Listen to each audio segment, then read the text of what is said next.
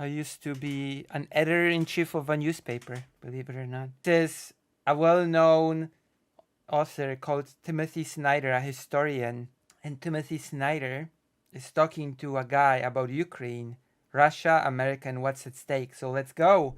I'm gonna be giving you my own. Snyder, professor of history at Yale, distinguished scholar of Ukraine, Russia, Central and Eastern. Exactly.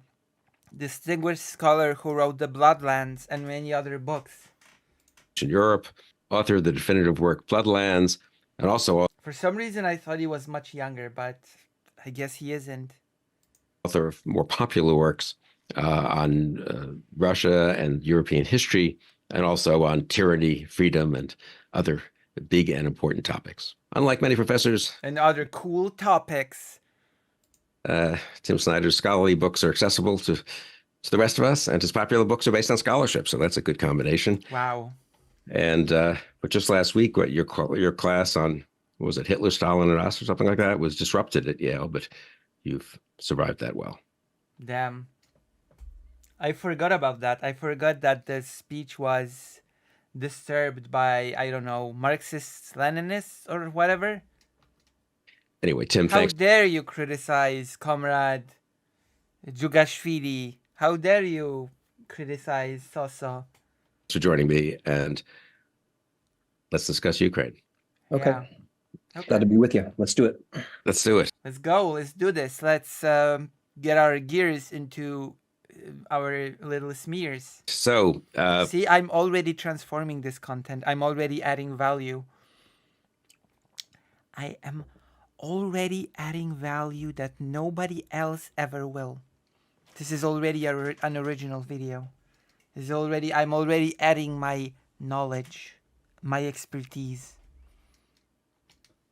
2 years into the war, where do we stand in your judgment in terms of both the military situation and the broader geopolitical situation? And then we can go back and look a little bit at the sort of what happened before and then what might happen next.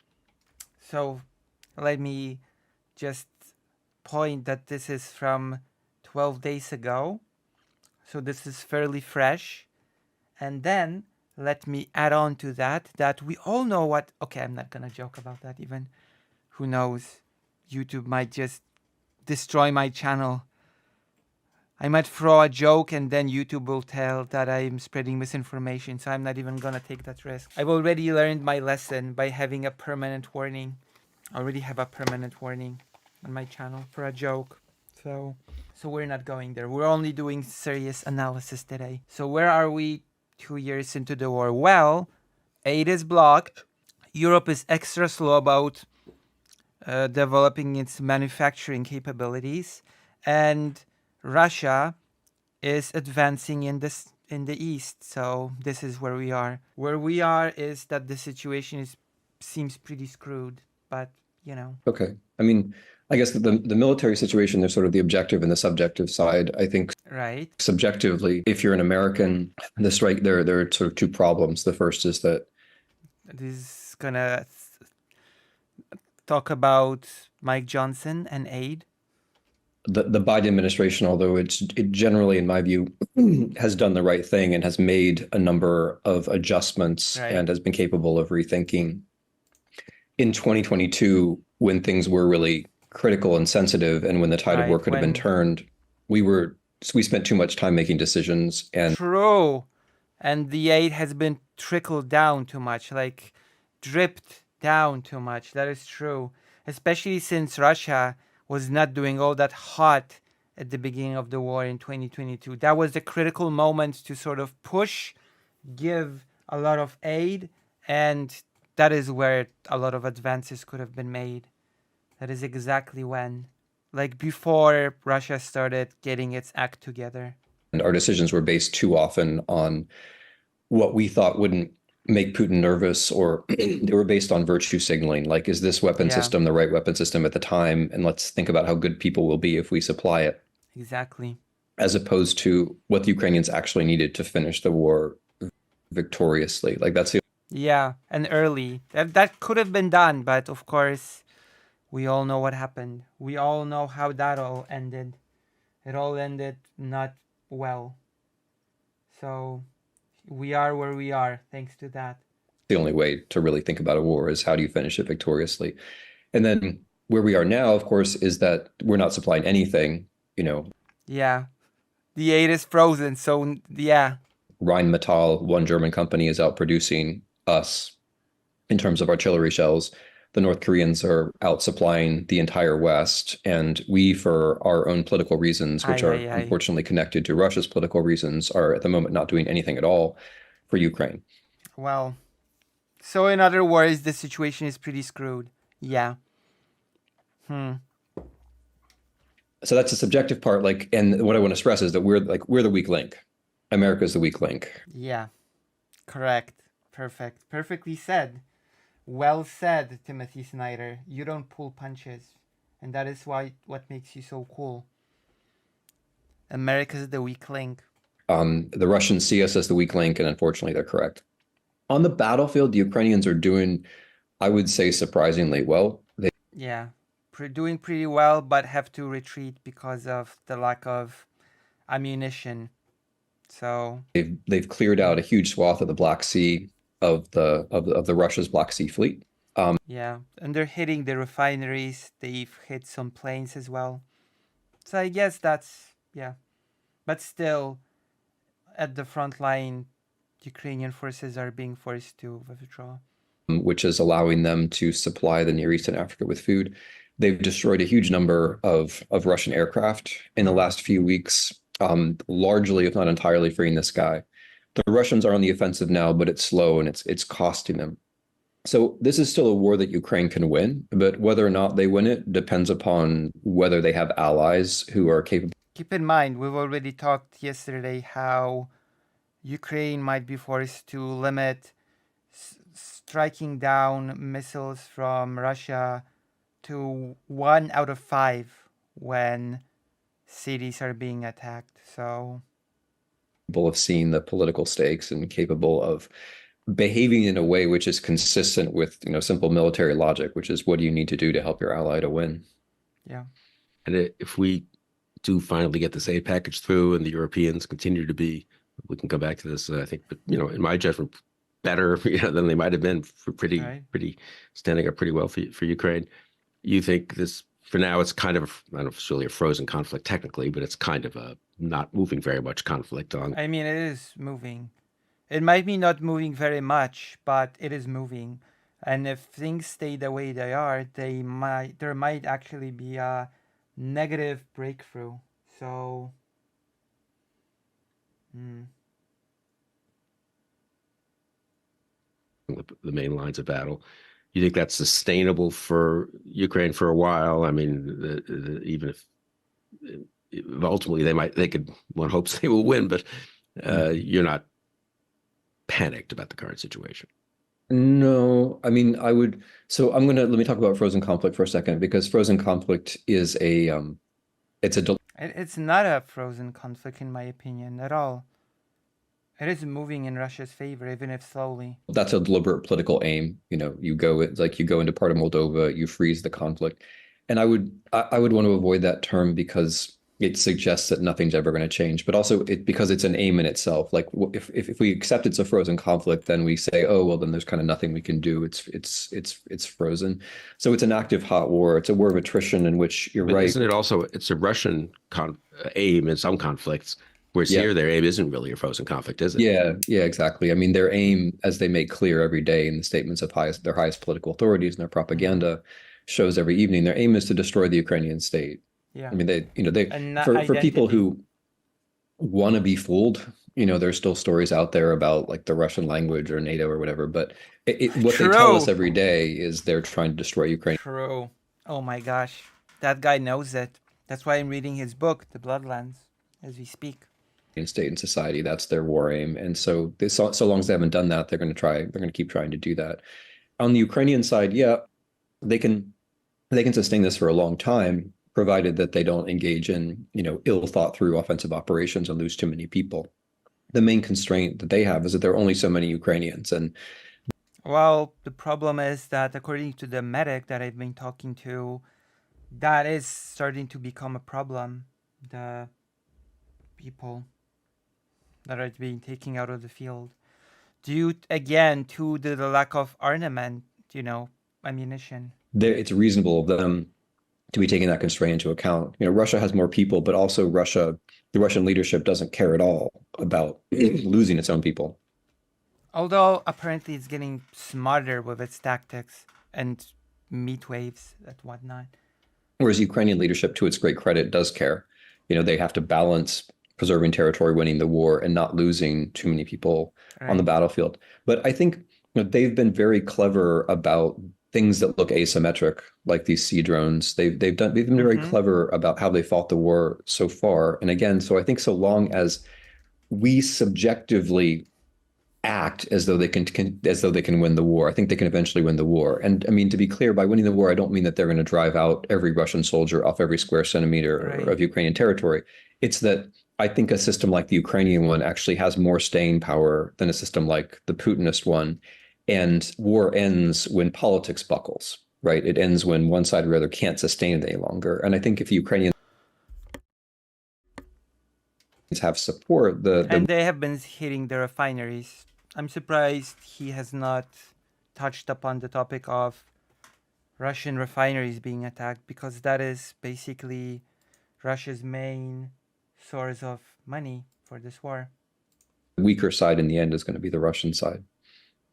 Yeah, that's it. So interesting. I'm going to get back to us being the weak link, which I mean is a terrible thing as an American. I've got to say, it's also a fact to acknowledge, but it's true. I think for now. It is true. Have you been surprised? I mean, you're a student of, and I think mostly an admirer of modern or current Ukraine, or current being even a couple of 3, 4, 5 years ago. But have you been surprised by just the performance of the country, the system, the government, the civil society? It seems pretty impressive and awfully admirable.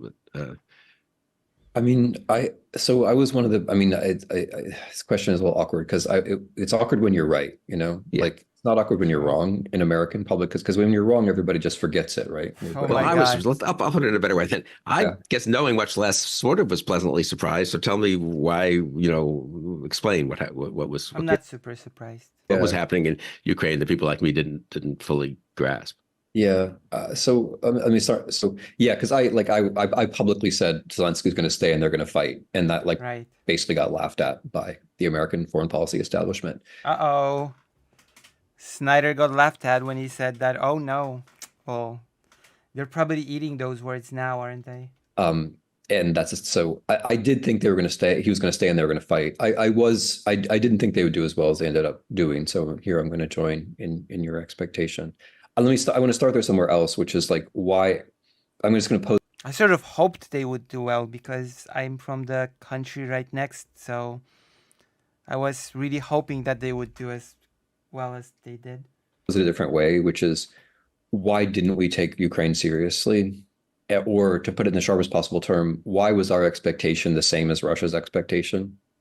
Because both inside the Kremlin and inside the Beltway, and inside the Beltway among both Republicans and Democrats, the expectation was Ukraine is going to fold in a few days.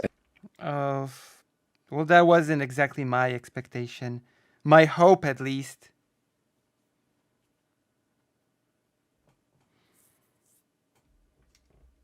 And why did we have that expectation? And I think that expectation arises from like the deep fundamentals, the imponderabilia, like the things that come before we even start talking about history or strategy or politics. I think that comes from a kind of very deep Russian subjective victory, which is Americans and most people in the West until 2022, somewhere deep down thought Russia's a real place and Ukraine is not a real place. And then oh my God, damn. Maybe that's why I didn't think that Ukraine would just fall in a couple of days, because I knew that Ukraine was a real place. Because, Poland's the neighbor. Poland cannot pretend that Ukraine's not a real place. Also, there's this book that sort of in 2015 said that Russian military was just a PR stunt. So there's that as well. I guess. From that, That is such a weird thing to hear, that according to the West, to the US, Ukraine was not a real place, but Russia was. That is so wild. without actually saying that out loud, we reason forward to whatever, they're corrupt, it's a new nation, who knows, like A something new nation. God, that is, wow.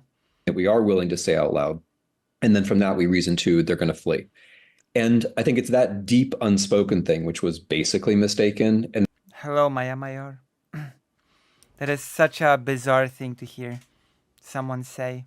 that's where maybe I had an edge over other people because I studied the place. In the last 30 years, Ukrainian civil society has become more and more active and self-aware. And, this is relevant for Americans too, successful at defending and pushing democracy forward. I would say so. I think Ukraine sort of saw that Poland that started basically from a very similar place. From what I've seen, Poland actually started in certain things from a worse place than Ukraine. And then it got so much sort of by joining the EU and doing all these things, Poland got so much in a higher position. And I think Ukraine saw that and wanted to go a similar route. Because democracy doesn't just happen as we like to think. It unhappens. Democracy naturally unhappens. You have to make democracy happen. And this in Ukrainian civil. And you also have to keep making it happen, because even once you already have it, it's not like you're just gonna keep it forever. Like there will be actors all the time that will be trying to undo it. Like Trump, right? You will have certain actors that will try to undo democracy at every turn. And that is why you have to go, vote, and not let that happen. Okay, you have to be constantly vigilant. You have to be on the lookout, and you have to sort of be ready to fight for democracy. For democracy, like in Helldivers, fight for democracy. Be a little soldier for democracy. Be a Helldiver. That is what you need to do. Fighting for democracy. Life is Helldivers. But a little less fascistic. Or who knows, maybe it is just as fascistic. Who knows? Civil society, step by step, has managed to not only sustain but make controlled democracy a little bit less imperfect over time. And it's that same civil society then which is behind the army, which is fighting the war. And it's that same state which has gotten, it's not perfect, but it's gotten better and better over time rather than worse and worse, which is fighting this war. And then, of course, I think they were also they were fortunate with their leadership too. It's kind of an argument for democracy that somebody as improbable as Zelensky would win an election. Then people, yeah, I guess the piano penis guy. Okay, well, this guy's, he's just, what can he do? But it turns out that thinking in terms of you can do quite a lot. He did pretty well.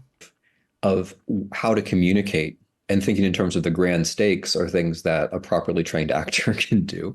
And that turned out to be it's still very important, but very important in the first year. But I think fundamentally it comes down, Bill, to like just this basic notion that Ukraine's actually a real place. Okay, I'm still shocked by the revelation that people have to realize that Ukraine is a real place. But yes, I guess some countries had to go through that route of realization that Eastern Europe is real and not just some fantasy land. And Russia isn't the thing that it's convinced us that it is. It's something which is more fragile and more new. We've already learned this lesson historically through the Russian-Japan War, through the Vistula miracle, etc., etc. Yeah, that's great. In Ukraine, a Ukrainian friend of mine, acquaintance of mine here in DC. We were having a long conversation about this, and she was asking why Americans don't understand sort of that this is not only worth fighting and worth winning and worth helping them, but it'd be hugely important to have a stable, free, liberal, democratic Ukraine right where it is as a real ally. And it's a positive. It's not just like doing the right thing and helping, a country that's in It's dealing with beneficial. a terrible neighbor, it's actually a huge strategic advantage. I don't know if maybe that's just our wars over the last, God knows, 50 years, Vietnam and Iraq and Afghanistan. We're helping people who I think one could argue were on the better. Let me put it this way. By by helping Ukraine win, by helping Ukraine establish itself as a strong democratic country within this region, you create a situation in which the local countries can sort of work together in order to create a serious counterbalance to Russia's influence in the region, which would be the goal, right? Which would be the return to what was the case all the way till, I want to say, the 18th century, when you had this counterbalance to Russia, which has been destroyed via partitions. Side of these. But you ideally do want to return to this sort of thing because of how Russia operates. Conflicts against dictators and so forth, but they were kind of, it was more us trying to do the right thing and help them. And as she put it well, as I mentioned Vietnam, she said, people need to think of Ukraine as West Germany, not as Vietnam, as not quite right, but I mean, as a big country that will be a very important ally in fighting for freedom and democracy in the future. And also, I guess in the long time, you'd want to affect some serious transformation within Russia itself. Not sure how that would look like, but that is also one of the preferable long-term goals of this whole thing. Sure, not simply as a place we kind of have intervened to try to help do the right thing. Yeah, I mean, there are lots of, this is the problem, is that we don't actually have an analogy. And I mean, there are two differences, but with Iraq, and these are places where you and I may disagree, but in Iraq, we actually intervened militarily, which we didn't do in Ukraine. Right. We're not going to do. And what we did on false pretenses, and so that has meant. Also, yes, there is an analogy. I just don't think you'd like the analogy. The analogy is, unironically, the US invasion of Mexico. Because a lot of the things that Russia did, US did to Mexico. So there you go. There's your analogy. The US invasion of Mexico. But I'm just not convinced that anybody would be willing to accept this analogy as a legitimate thing. But listen, the US went in. The US said there are a lot of Americans in Texas. Therefore, Texas should be allowed to detach itself from Mexico. It should become an independent Texas thing, which it promptly did, if I remember correctly. And then the next step was, wow, actually, Texas really wants to join the United States. Well, what do you know? Guess we'll allow them. And then, of course, the US did a special operation in Mexico and did a full-scale invasion. And the interesting thing is that the US was in a position to fully annex Mexico, but didn't, because the US was afraid that the racial makeup of the country would change too drastically if it took over the entirety of Mexico. So it didn't. It only took a large chunk of it. So there we have it. That's the analogy. That is the analogy that I will draw. People can debate me. Debate me on the analogy. I dare you. I double dare you to debate me on this analogy. That's meant that we lost a lot of credibility with our own people and then also with others. And so you come around to a situation like Ukraine. I mean, it's kind of like a fairy tale, right? It's like the crying wolf or something. Like you come around to a situation where like the wolf really is there and the situation actually is really simple. Because that's the thing about Ukraine, which is unusual, is it's like both its strategic and its moral simplicity. And yeah, that's true. It is a very morally unambiguous war. people don't want to think that it's simple. Like they want to think, oh wait, like somehow this is part of a conspiracy, or like this is somehow like Vietnam or like Iraq or To us, Eastern Europeans, it is extra simple, in fact, because of the whole historical context. somehow, but it's actually not. It's not really like those situations. It's a country which is defending itself, and we're kind of helping on the margin, which is a good thing. But we haven't really been in that situation before. Like there aren't that many situations where democracies are defending themselves, right? I mean, Great Britain in 1940. Yeah, Britain in 1940 is, for me, as this war began, has been going on, for me, is the one that just stands out, Yeah, right. I mean, there's Czechoslovakia in 38, where like I guess you're not gonna be giving Poland 1939 because Poland arguably was not a full democracy. So I guess Timothy Snyder is not gonna give the example of Poland in 1939. democracy should have helped, but didn't. And then there's Britain in 40, where in 38, where like one going on, for me, is the one that just stands out, Yeah, right. I mean, there's Czechoslovakia in 38, where like the democracy should have helped, but didn't. And then there's Britain in 40, where they should have and they did. We should have and we did, right? What about Czechoslovakia in 1968, when Czechoslovakia wanted to get some democracy, but it ended up in a special military operation by the Warsaw Pact? What about that situation? No, that was a very interesting situation, wasn't it? But I would argue similar to the current one, the special operation in Czechoslovakia in 1968. A bit different, but still, I would call it similar in many respects. I'm not sure what you mean, Moose Watcher. You'll have to explain to me more. There aren't that many cases like this where really all we have to do is give them a meaningless percentage of our defense budget and they're going to win. And yet, that is true. It is a very small amount of the budget.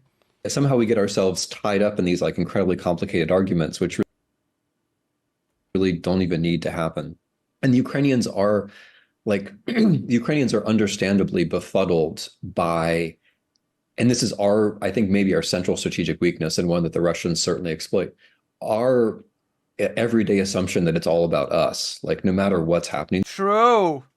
God, the Americans. True though. It's like it's all about the US. Everything's about the US. In the world, it must be about America in some sense. And true. God, I hate it. Whether you're on the left, whether you're on the right, like I think this is kind of our national weakness. And if you assume it's all about you, then you spend a lot of time thinking about how it's all about you, and you get yourself tied up in arguments among yourselves about how it's all about you, rather than just saying, okay, there are other people in the world who have agency. The Russians have agency. They just... Thank you. Thank you for saying this. Wow. Finally, an American that gets it. There are not many of them. Decided to invade Ukraine. The Ukrainians have agency. They decided to defend themselves.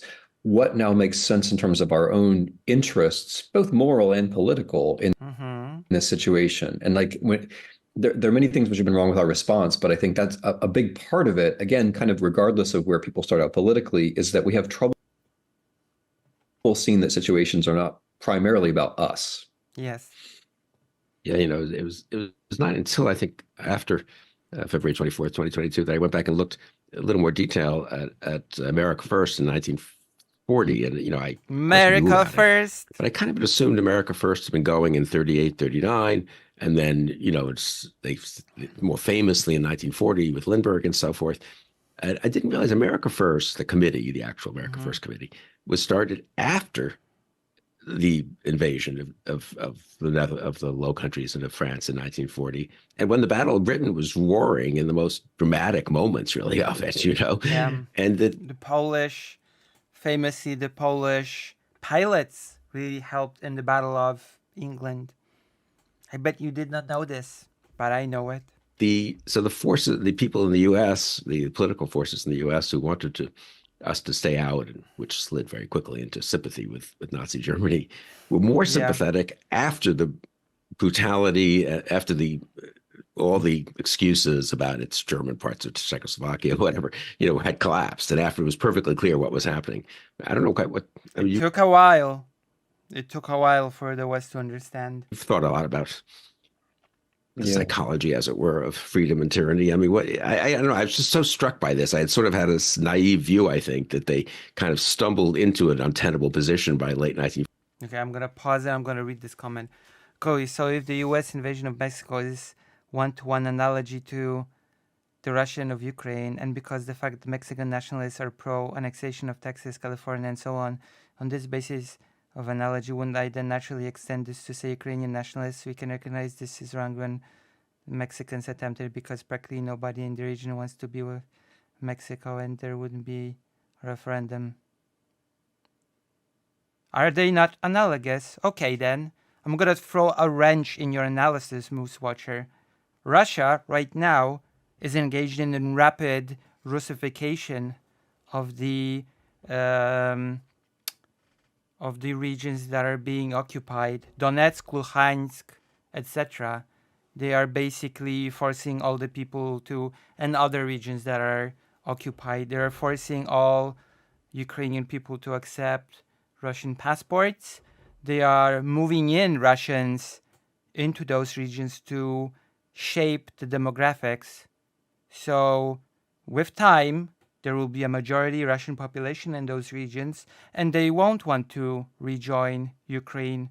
So that does mean that the conclusion is that, therefore, Russia swept in, changed the demographics of the regions that it conquered, and therefore Ukraine wanting those regions back becomes a wrong of nationalists, because that is the logic that you are sort of stumbling into. That since Russia was able to shift demographics in a way that the demographics won't want to rejoin Ukraine, therefore Ukraine wanting those lands back becomes wrong. What if Russia killed the people that lived there? Would that logic apply then? Here you go. I've thrown a wrench. And actually, wanting to land back years later does not invalidate my analogy of the two invasions themselves. Well, there you have it. Russia can just blitz a place, replace its demographics, and then it becomes rightfully Russian. You know? Might makes right. As long as Russia is able to quickly enough shift demographics, it's fine. By that view. As long as Russia works fast enough, it's all good. Well, if Russia works fast enough and finishes the genocide because anybody can act, then it's all good as well, right? The perpetrators will just have to be tried in court, but it won't change the fact that the parts that will become Russia will stay Russia, by that logic. It's just that a few people who committed the genocide will be tried in by the ICJ or ICC and sentenced for genocide, which is what they are willing to do, which is what they would be willing to do for the greater good of expanding Russia. There you go. I have taken the hypothetical to its logical conclusion. 1940. They chose that untenable position in late 1940. I appreciate your saying that, because it's well, it doesn't change the fact that in that world, a country can just shift borders in a major way without any consequence, without any real consequence. It's such an important point. And I'm going to answer it starting from somewhere completely different and then work my way back. If you look at far left sympathy for Stalinism and for the Soviet Union. Oh no, I'm so disappointed. When does it start to splinter. I mean, this is a story you know better than me probably, but the left, the European left, the North American left starts to get uninterested. Yeah, but okay, I'm gonna. The better than me probably, but you do realize that what you're saying is basically justifying and legitimizing colonialism, right? As long as you clear out the indigenous population and move in settlers that will sort of make the land their own, it's all good because the settlers are the rightful owners of the land now. Colonialism, perfectly sound, an option with that in mind.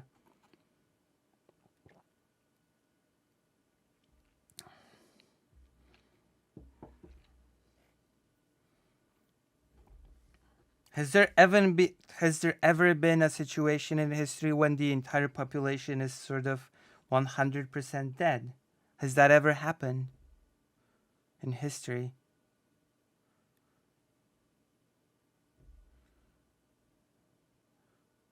Like, is the entire population of the people that were living in Texas dead? Are there really no people that were forced to leave to Mexico, for example? Is that actually factual? Were all native Texans just wiped out and replaced with Americans? And there are absolutely no descendants of those people that live in Mexico now.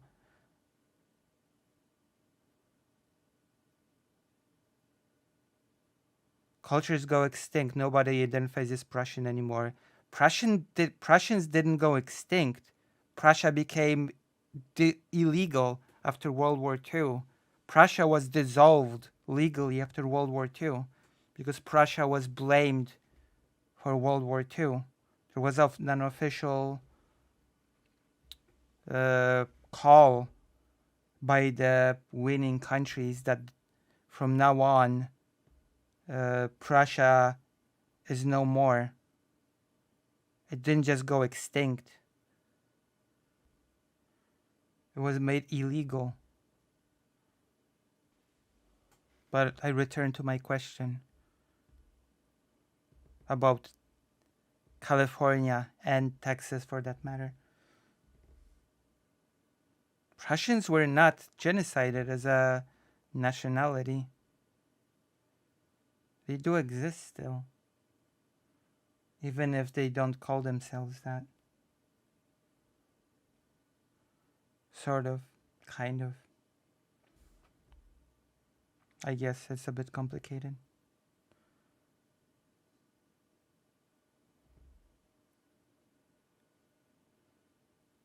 But yeah, are you saying that all the Texans that were there before the annexation by the US that just are all dead, no descendants left?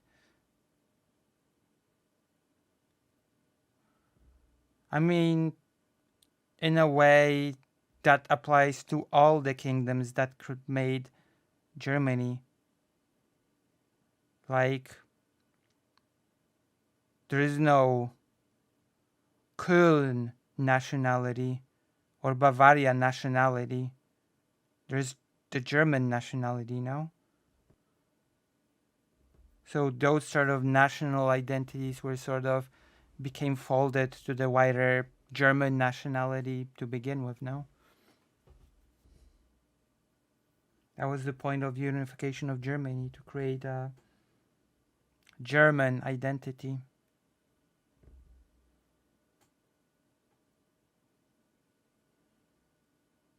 Okay, let's continue. Let's continue with the thing. But yes, I think my analogy of the U.S. invading Mexico stands on its strong 2 feet, proudly, even if the question of whether or not Mexico should get those lands back arises many years later. The analogy of the invasion itself stands on its proudly and strongly. It The left, the European left, the North American left starts to get uninterested in Stalinism when there's no longer mass violence. So it's not that the far left, I'm talking about the extreme left now, like the communist left, but it's not that people. Oh gosh. You mean the communist left in the West? This has to be sort of pointed out that I'm a leftist. I'm a super leftist. I would consider myself some form of socialist, maybe.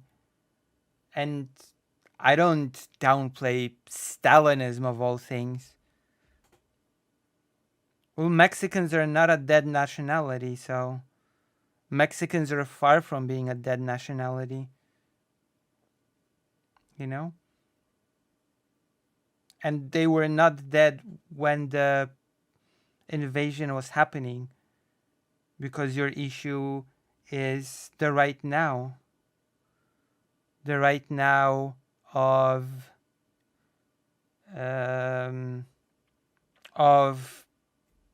possibly Mexican nationalists having some claim to Texas and California, but that's not really in any way related to the invasion itself, which happened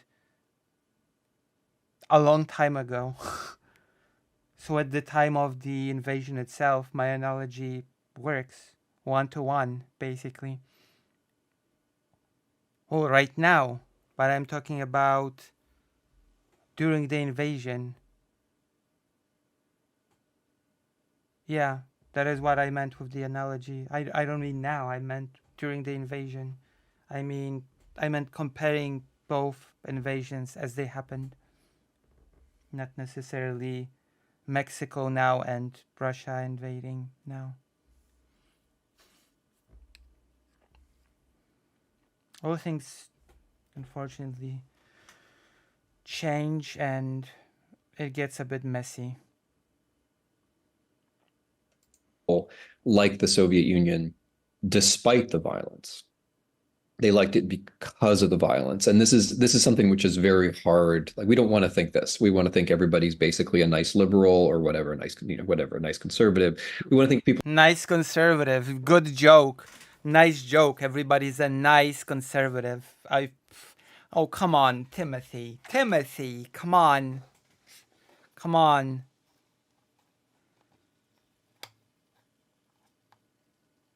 But after 200 years or so, I feel a bit ridiculous to displace all of modern day California, so a few Mexicans with vague claims can move in. I do believe they have a right to live there if they want to immigrate, but they shouldn't get the right.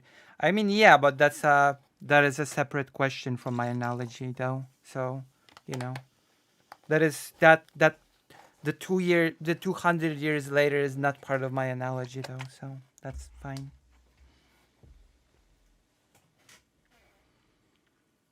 I'm just comparing the two invasions as they happen. The one from 200 years ago and the one happening now.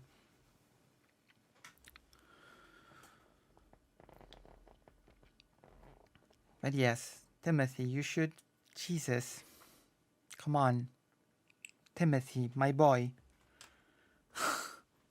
That is so sad, the way that Western left-leaning people, the so-called Marxist-Leninist, approach Stalin. It's so sad.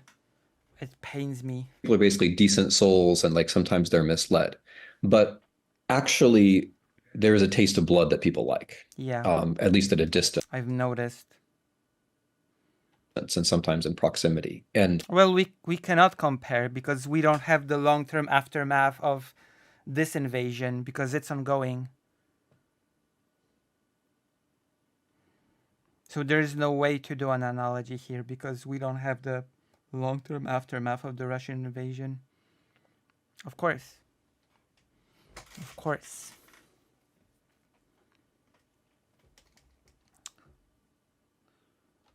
So the reason that I'm referring to... That is so well put. There is a taste for blood, especially at a distance. why people didn't find the Soviet Union as sexy in the 60s as they did in the 30s is that it's consistent with what you're saying. I mean, abstracting away from the politics, right? It makes sense actually that people like Nazi Germany after they realized what it really was. And this is what's happened with Putin's Russia as well. Like if you look at the people who are now going to Russia or who are now flogging for Russia on the internet. Oh God. These are people who like the fact that Russia's killing lots of Ukrainians. They like the fact that Russia's trying to prosecute a genocide. They like the fact that Russia's pushing for a world where might makes right. They Yeah, I've noticed this when discussing things like the Holodomor, when discussing things like the Great Terror, when discussing things like the Ribbentrop-Molotov Pact. Yes, there is absolutely this sort of taste for blood that is being described here. In the tanky circle, I guess. So I would describe it. like that. There's a certain number of Americans who like people around the world, people who are not Americans who matter in America, who like this. And that is unfortunate. That is sadly a case that can be definitely made. Unfortunately, the appeal of, I'm going to use the word fascism, that fascism is about saying, look, it's all about the one guy. It's all about this one guy who's beyond history. Look at him. He's breaking all the rules.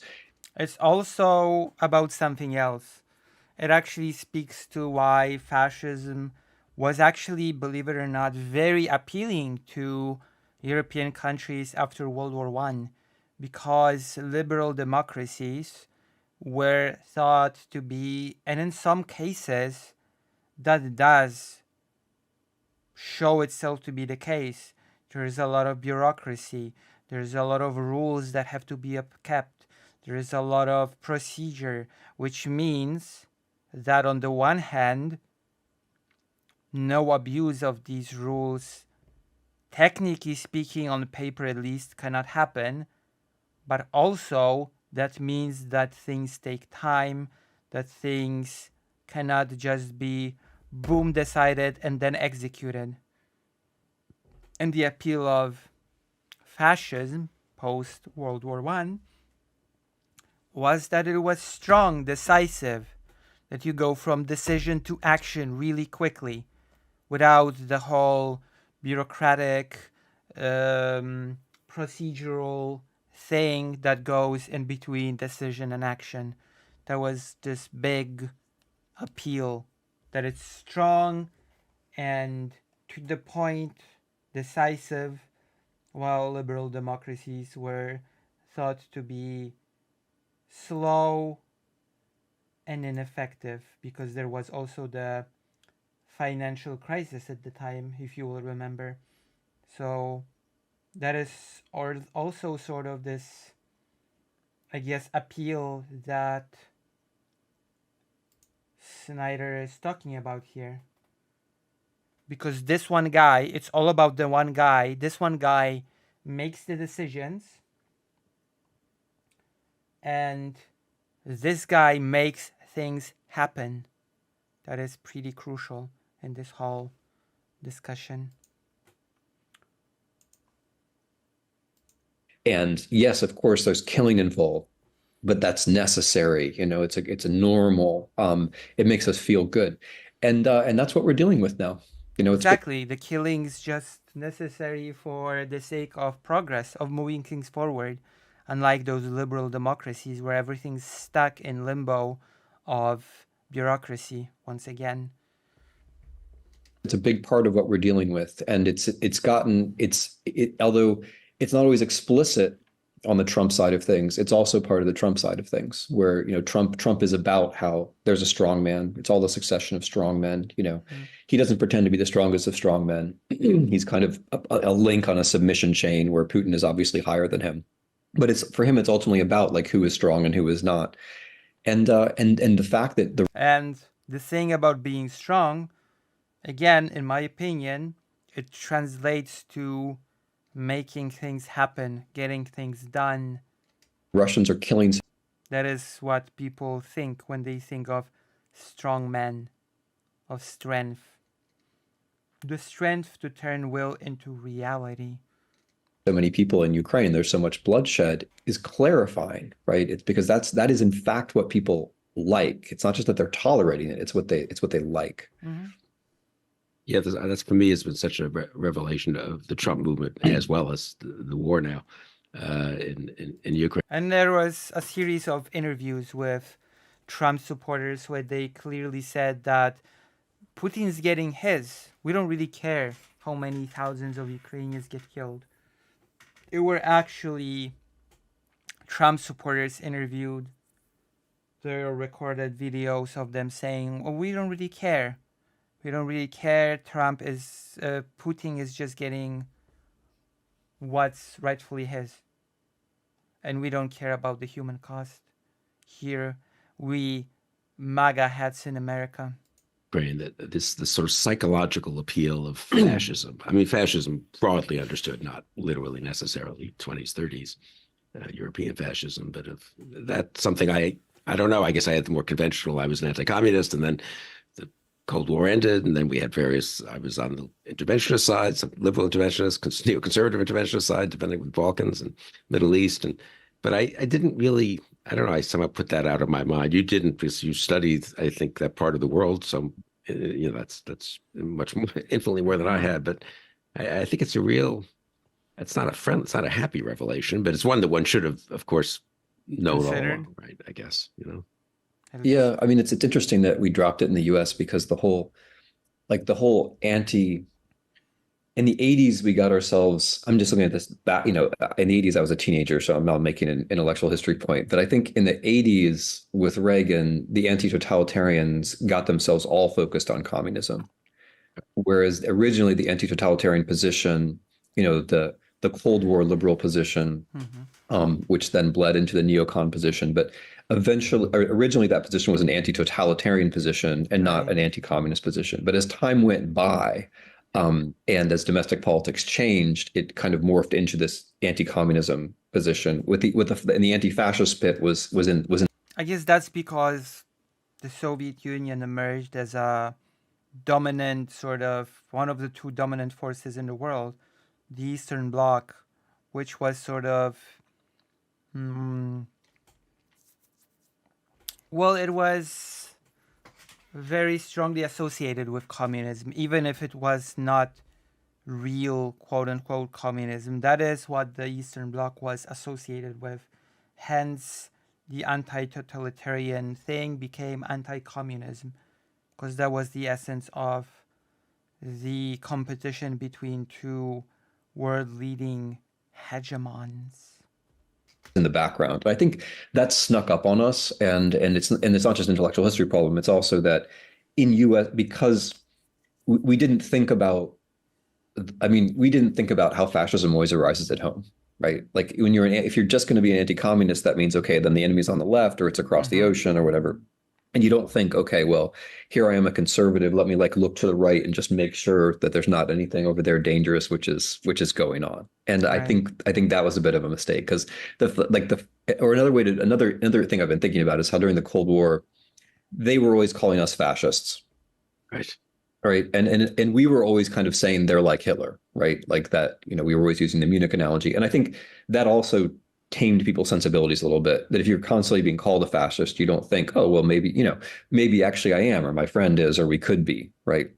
And so that we've missed elements in our history which enabled that sort of thing.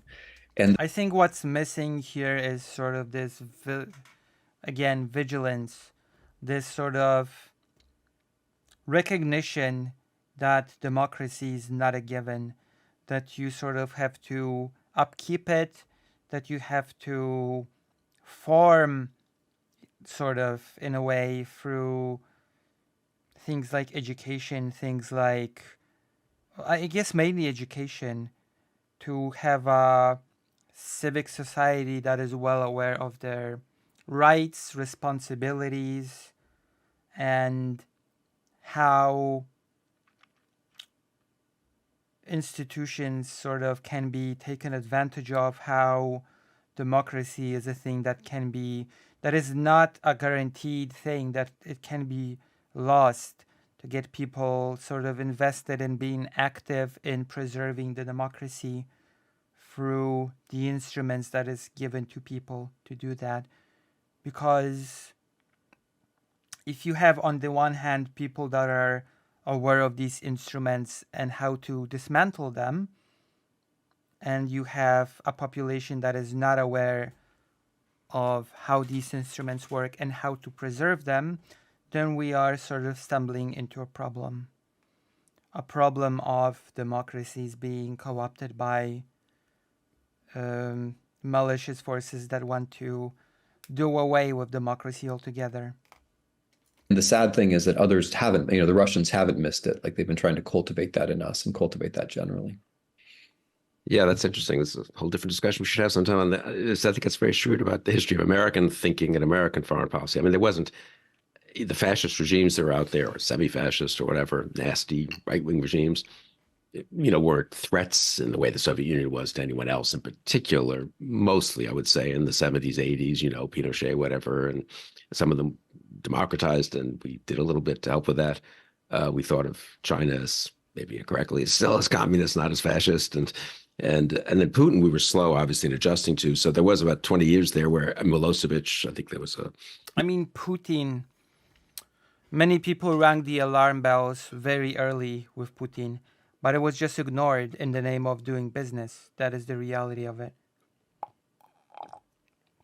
The signs were there clearly from the very early years of Putin's rule, but it was just not really taken into consideration. And now the world is sort of paying the price for that belief that any danger, any sort of worrying trends within a country can be elevated through business relations. Well, that proved not to be correct. That proved not to be correct at all. Liberal conservative internationalist alliance to stop that in Europe. That was kind of, and again, but it's funny, I don't recall, and I was pretty involved. Again, the fact is that there were many authors, political thinkers that warned against Putin from the very beginning, that he is doing away with democracy, that he is leading the country to on a very bad path. And the general belief among countries was that if they were able to establish good trade relations, if they were able to establish good business relationship with Putin's Russia, everything would sort of sort itself out, and Putin would never do anything reckless or extreme, which again turned out to be completely incorrect because it did not take into consideration Putin's own agenda and goals. It did not take that into consideration at all. It basically elevated the importance of business above all else. That is the reality of that particular situation. From that in 95, 96, or even earlier, objecting within the Bush administration in 92 to our doing nothing. But I don't recall that we really thought of it as fascism, though I think that would not be a bad term, would it? I mean, for that was a real early indicator that fascism was a possibility and an aggressive possibility in a post-Cold War world. I think that's an excellent point. I mean, as I recall it, the move that we often made was to say these guys are somehow invested wrongly in the past, right, which of course fascists are. Fascists have the cyclical view of the past and restoring greatness, and in that way, Milosevic really was. He was somebody who talked about both.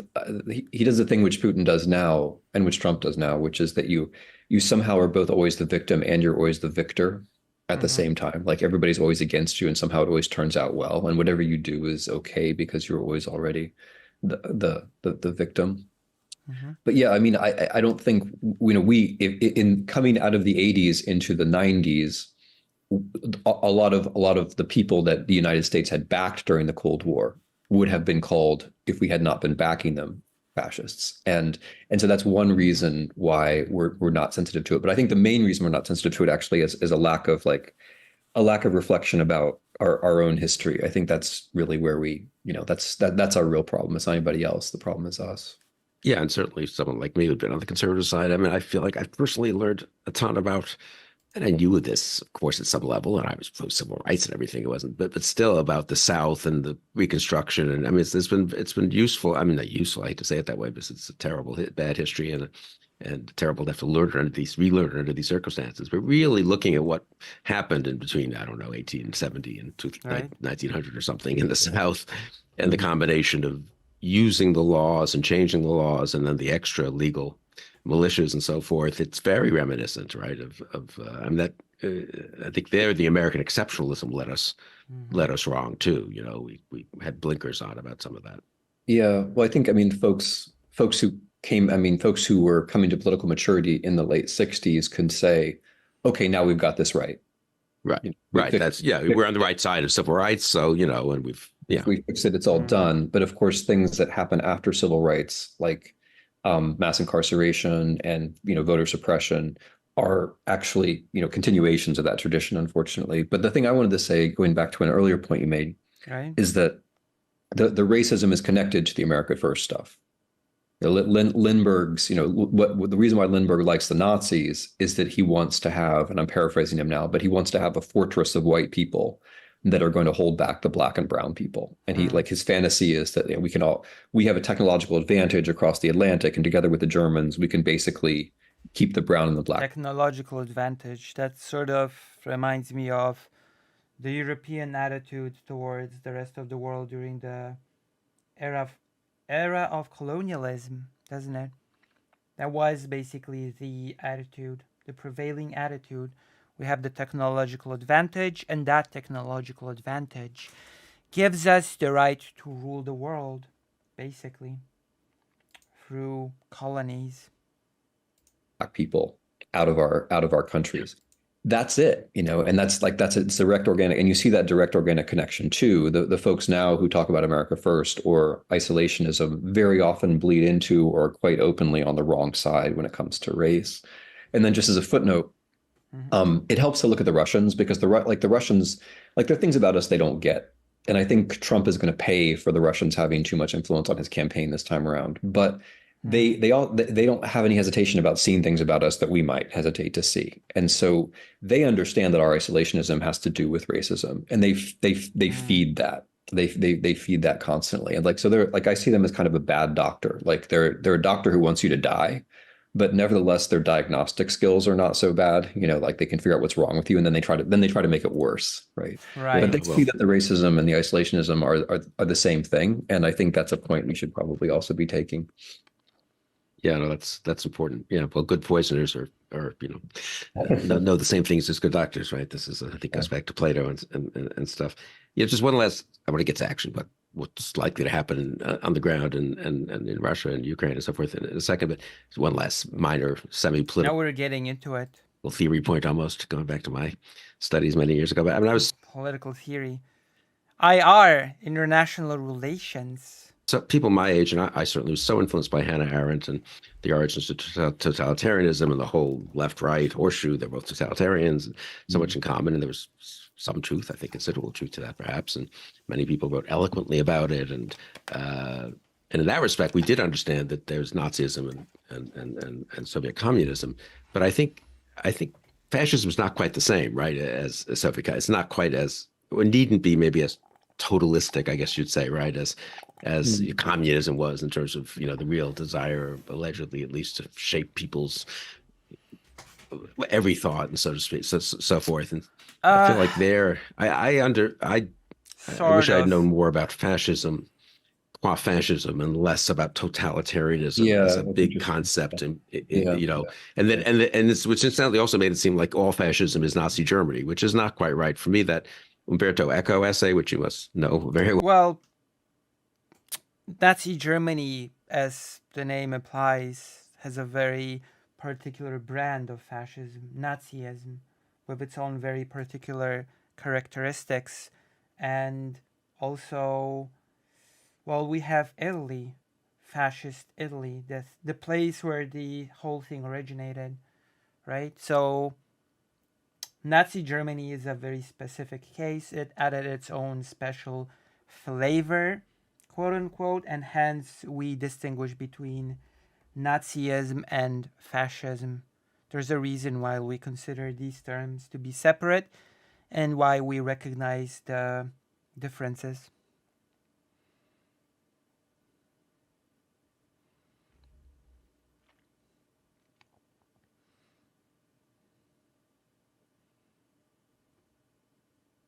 True.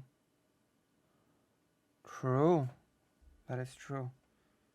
Well, from what is it, 95, I think, or fascism, and which focuses, maybe because of where he's from, on Mussolini as in a way a better, as the instance, and he really was really the originator of it, right, in Europe. Yeah, that was very revelatory for me, that you can have an unbelievably nasty and brutal regime. It doesn't quite look like what Hannah Arendt describes totalitarianism as looking like. And I guess that is Putin's Russia, right?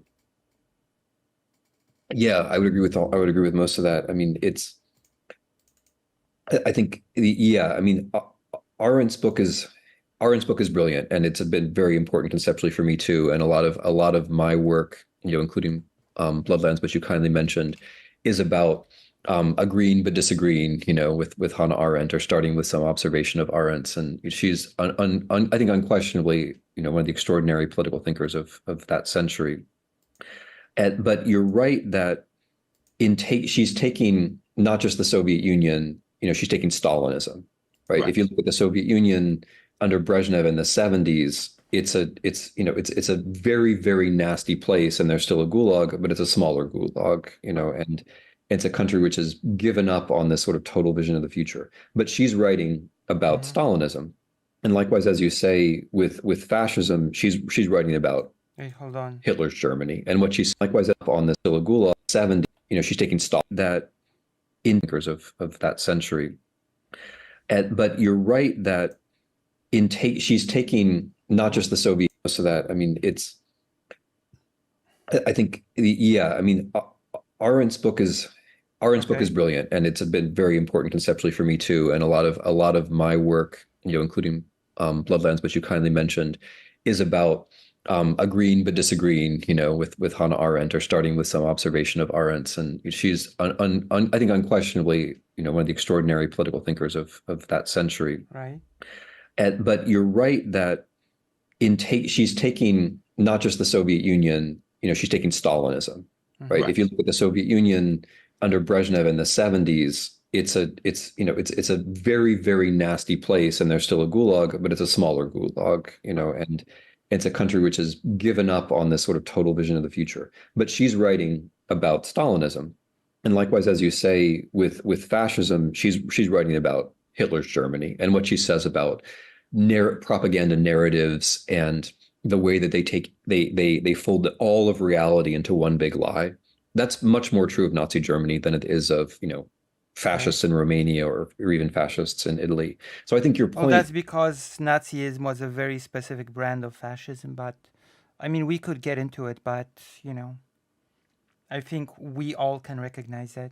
We all can recognize differences between Nazism and fascism per se. About the pluralism, as it were, of fascism. The plurality of fascism is really important. Yeah. Like fascism, is kind of built to fit each national tradition. Because it takes the national and turns it into the irrational, and therefore it's going to look different in each case. And also because it's not built around a party. And of course, individuals matter in the communist tradition as well, but in the fascist tradition, it really is the individual who sets the tone and is supposed to set the tone. Right. Right. It's the leader, the strong man. And so fascism is supposed to be different, and it is in fact different. And that leads us to these sort of these debates, which I think you've just kind of cut through, where people say, well, is it really fascism? Because let me give you a list of 11 things, and like maybe it only means, I mean, like that kind of misses the point, because fascism isn't really about being rational. It's about being irrational. It's about how, it's about will over reason and the leader and the single party, but the party's not a party, it's a movement. And it's not about institutions. It's about turning institutions into something else, right? And so, yeah, I think your point is very helpful, because I think Putin is a fascist, and I think it's taken way too long for people to realize that. And Netanyahu is also a fascist. Just throwing it out there. Even pro-Israeli publishers, pro-Israeli thinkers recognize that Netanyahu is a fascist. And the fact that we haven't realized it has disabled, as I see it, this is maybe more. And again, the warning signs have been there from the very beginning of Putin's rule. Like his background, his pedigree of being from the KGB that basically rose him to power for their own political gains.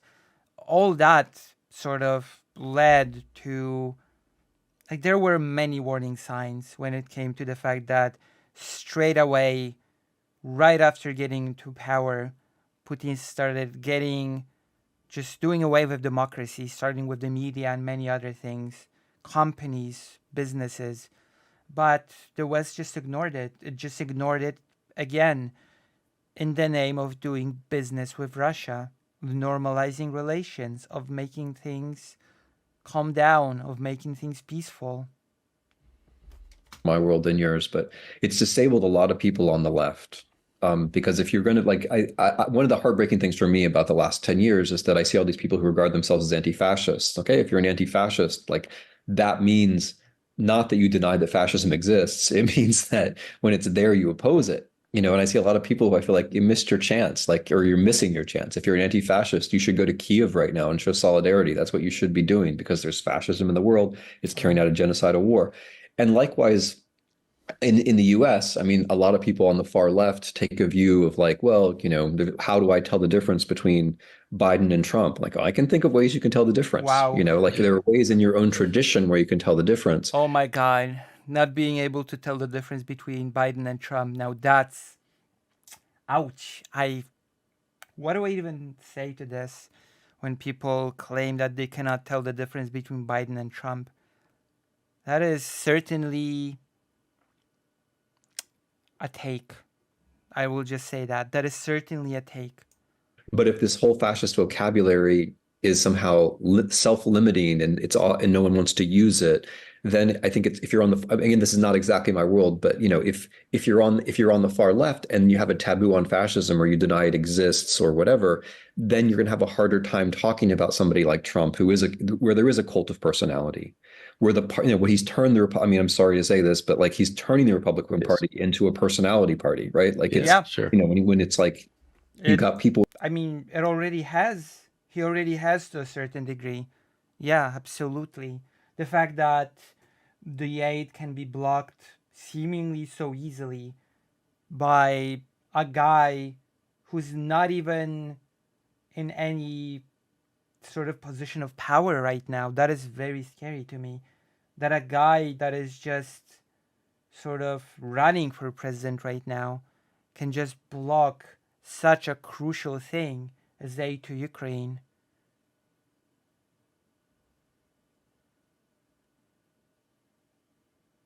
With the same last name as you who are supposed to run it, and it's going to fund you. Like it becomes then a personal institution, like a fascist party. But if you don't have the vocabulary, then it's harder to criticize that. So anyway, I'm taking your point. There's fascism. Look, there are many different kinds of fascism, and that's not an observation one would necessarily get out of the Arendtian tradition. Timothy Snyder is a great author. I recommend his books. I definitely can recommend Bloodlands since I'm in the middle of reading it. It's a really good book. It touches upon a lot of things, a lot of interesting things when it comes to the history of this part of the world. So if you get a chance, you should definitely get Bloodlands and read it. As an added bonus, that could be an incentive to get it and read it, is the fact that Bad Empanada absolutely hates it. So if that works as an incentive for you to get it, then, buy it.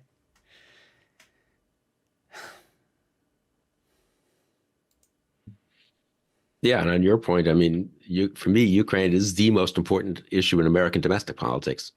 Keep this in mind. Like, Trump right now has a very similar position as to the leader of the Law and Justice Party, Yaroslav Kaczynski, During the rule of the Law and Justice Party, Jarosław Kaczynski did not hold any real position of power, no real official position of power, but he was still the most powerful politician in Poland because he was in charge of the party that ruled the country. So he didn't need to hold any official seat of power. He was already in charge of the party that did.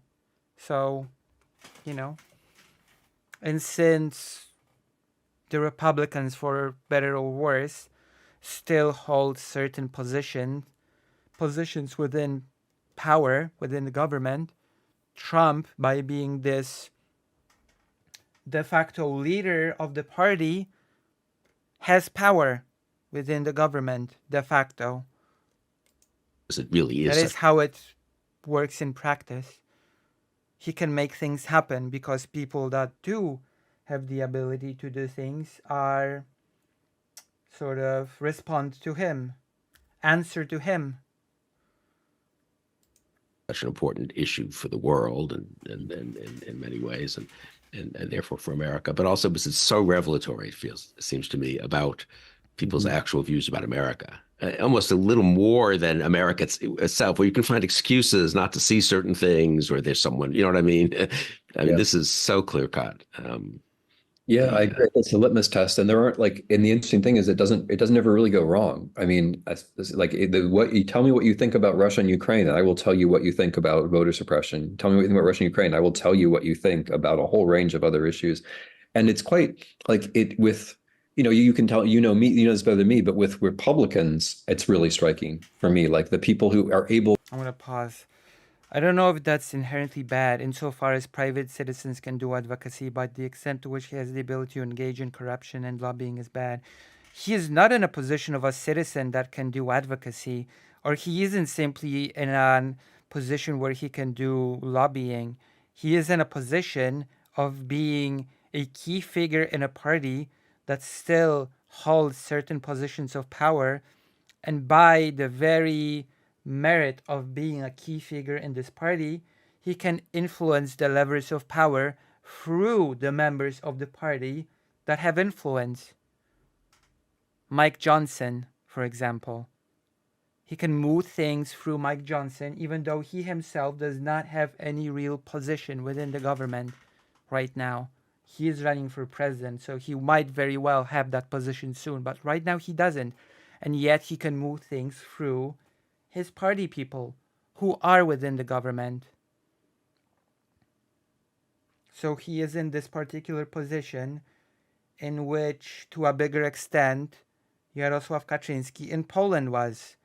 Because, again, his party was in total control of Poland.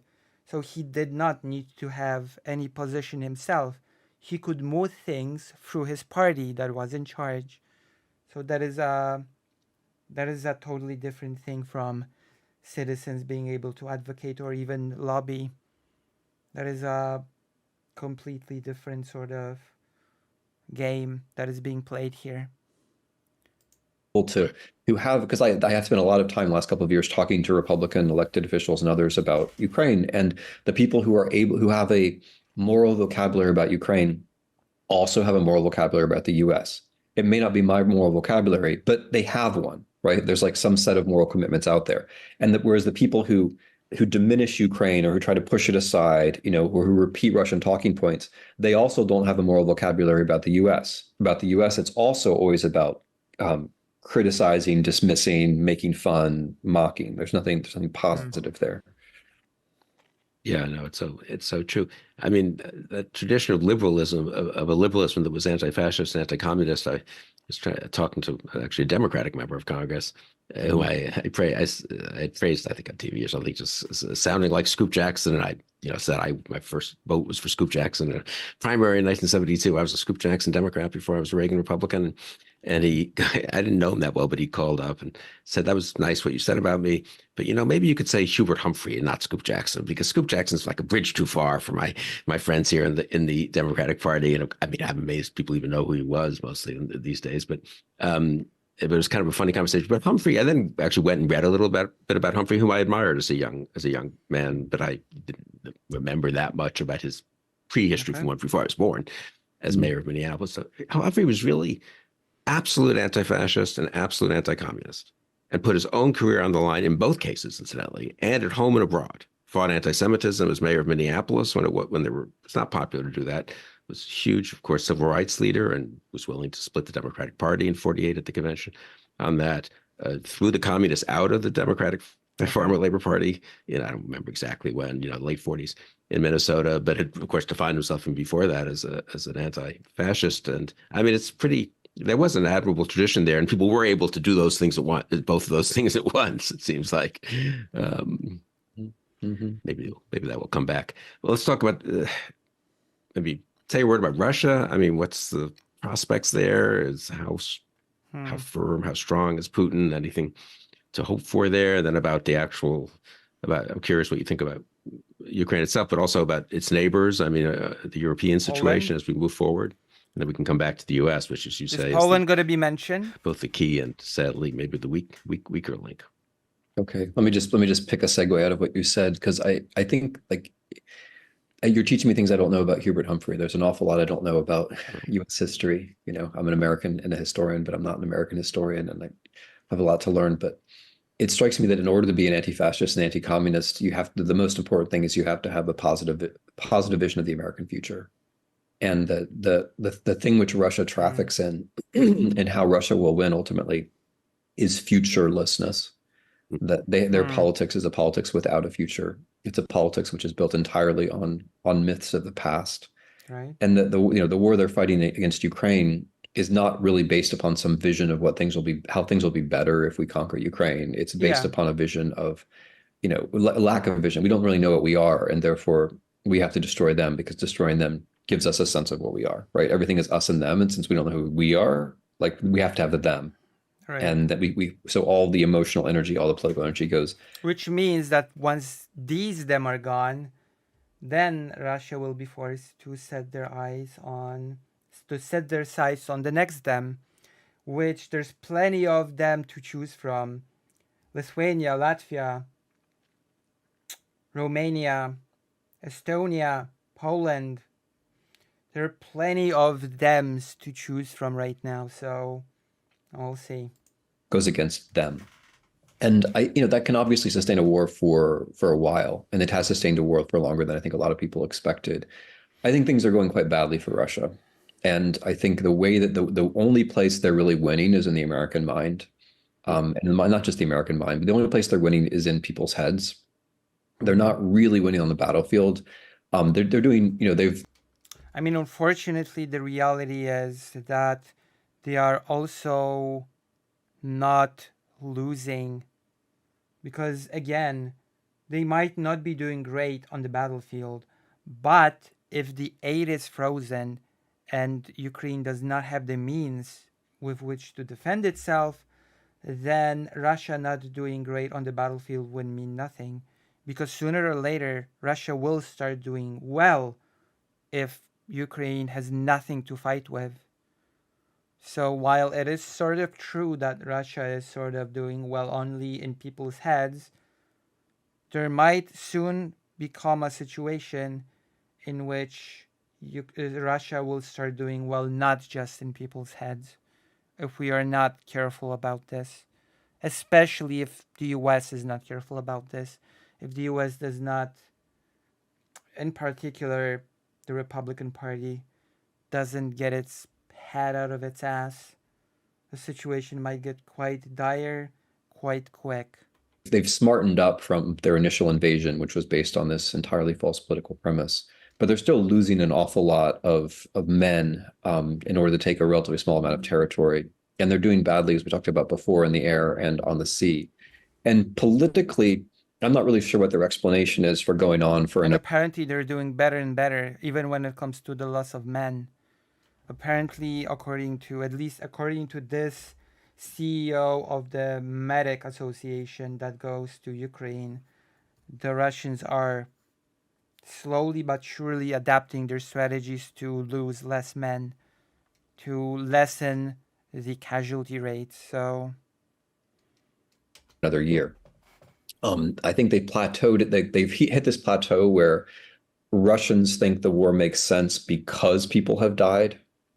That it's precisely that. They're like, because my son has died, because my husband has. also keep in mind, again, part of this rapid Russification that I mentioned before, it means that Russia is in a position when it will soon start conscripting Ukrainian people from occupied lands as well.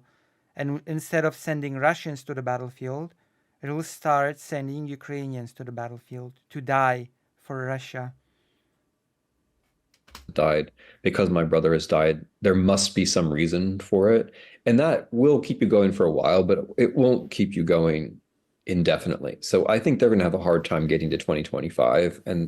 And that's why they're so heavily invested in us right now. Like, that's why we've heard so much about how they're winning and Ukraine is losing and let's all throw up our hands. And this whole fatigue thing, like everyone's supposed to be tired, which I think is completely ridiculous. Like, what are we supposed to be tired about? Like, we're just sitting here watching and occasionally voting on something that doesn't make you tired. So I think Russia's in trouble. And I think, this is. I might agree that Russia's in trouble. But I also think that, for example, the US is doing its bestest to get Russia out of this trouble. Yeah, that is what I'm alluding to, the passports, yeah. That is exactly what I'm talking about, the passport thing. Is unpleasant for us, but if we don't see it, we're never. They see Capitol Hill as the shortest route to Kiev. That's how they see it, and we have yet to prove them wrong. Yeah, about exactly. that. So Russia might be in trouble, but thanks to the lack of US aid, they might stop being in trouble sooner or later. Let's not fall into the trap of concluding that since Russia's in trouble, that means that, for example, aid is not necessary. So there's their politics are in a sense very closely related to our politics at this point, because they are counting on Mike Jackson and then Mike Johnson and on Donald Trump to get them through. Right. Yeah. That's their Correct. plan. Yeah. Their version of victory is that we lose focus, we lose attention, we don't fund, and then they wear the Ukrainians down with the help of the North Koreans. Yeah, correct. Exactly. That is the plan. And it's being put into motion as we speak. It's not just some hypothetical plan either. It is being implemented as we speak. And it's working as well. And the Iranians. Yeah, they see Capitol Hill and then the 2024 election, obviously presidential, as their two-step path to victory. But that's no, it is striking. And you think that's very explicitly in their mind. They're not, that if things went differently on Capitol Hill and in 2024, it would have a pretty big effect in Russia. And oh yeah. I mean, it's so we're like, I know you know all this. No. Give me a little lecture, but in the US, we really do live in a kind of, in our own, like, we have bubbles within a bubble, but there's like one big American bubble. And in that American bubble, we have all these other bubbles. But in our American bubble, we just often, I just put it very bluntly, like, we often just don't recognize that there's a world out there which is communicating to us very clearly. So the Russians pretty much every day say that the US is helping them win, yes, and ironically the US and ironically the Russian media, the Russian pundits say, what is the West gonna do when Trump returns? When Trump gets into power, what is the West gonna do? That is their own propaganda. Talk about how great Trump is and how great the Speaker of the House is. Yeah. We might not like that. We might not pay attention to it, but it's right there before our eyes. I mean, they literally go on screen in front of millions of their own people and say rah rah when there's not a vote for Ukraine aid. So they're not really hiding it from anybody, but this is what they're up to. Their propaganda is basically an alternation between we're trying to destroy the Ukrainians and, oh, look, we've got. And also the US is helping us.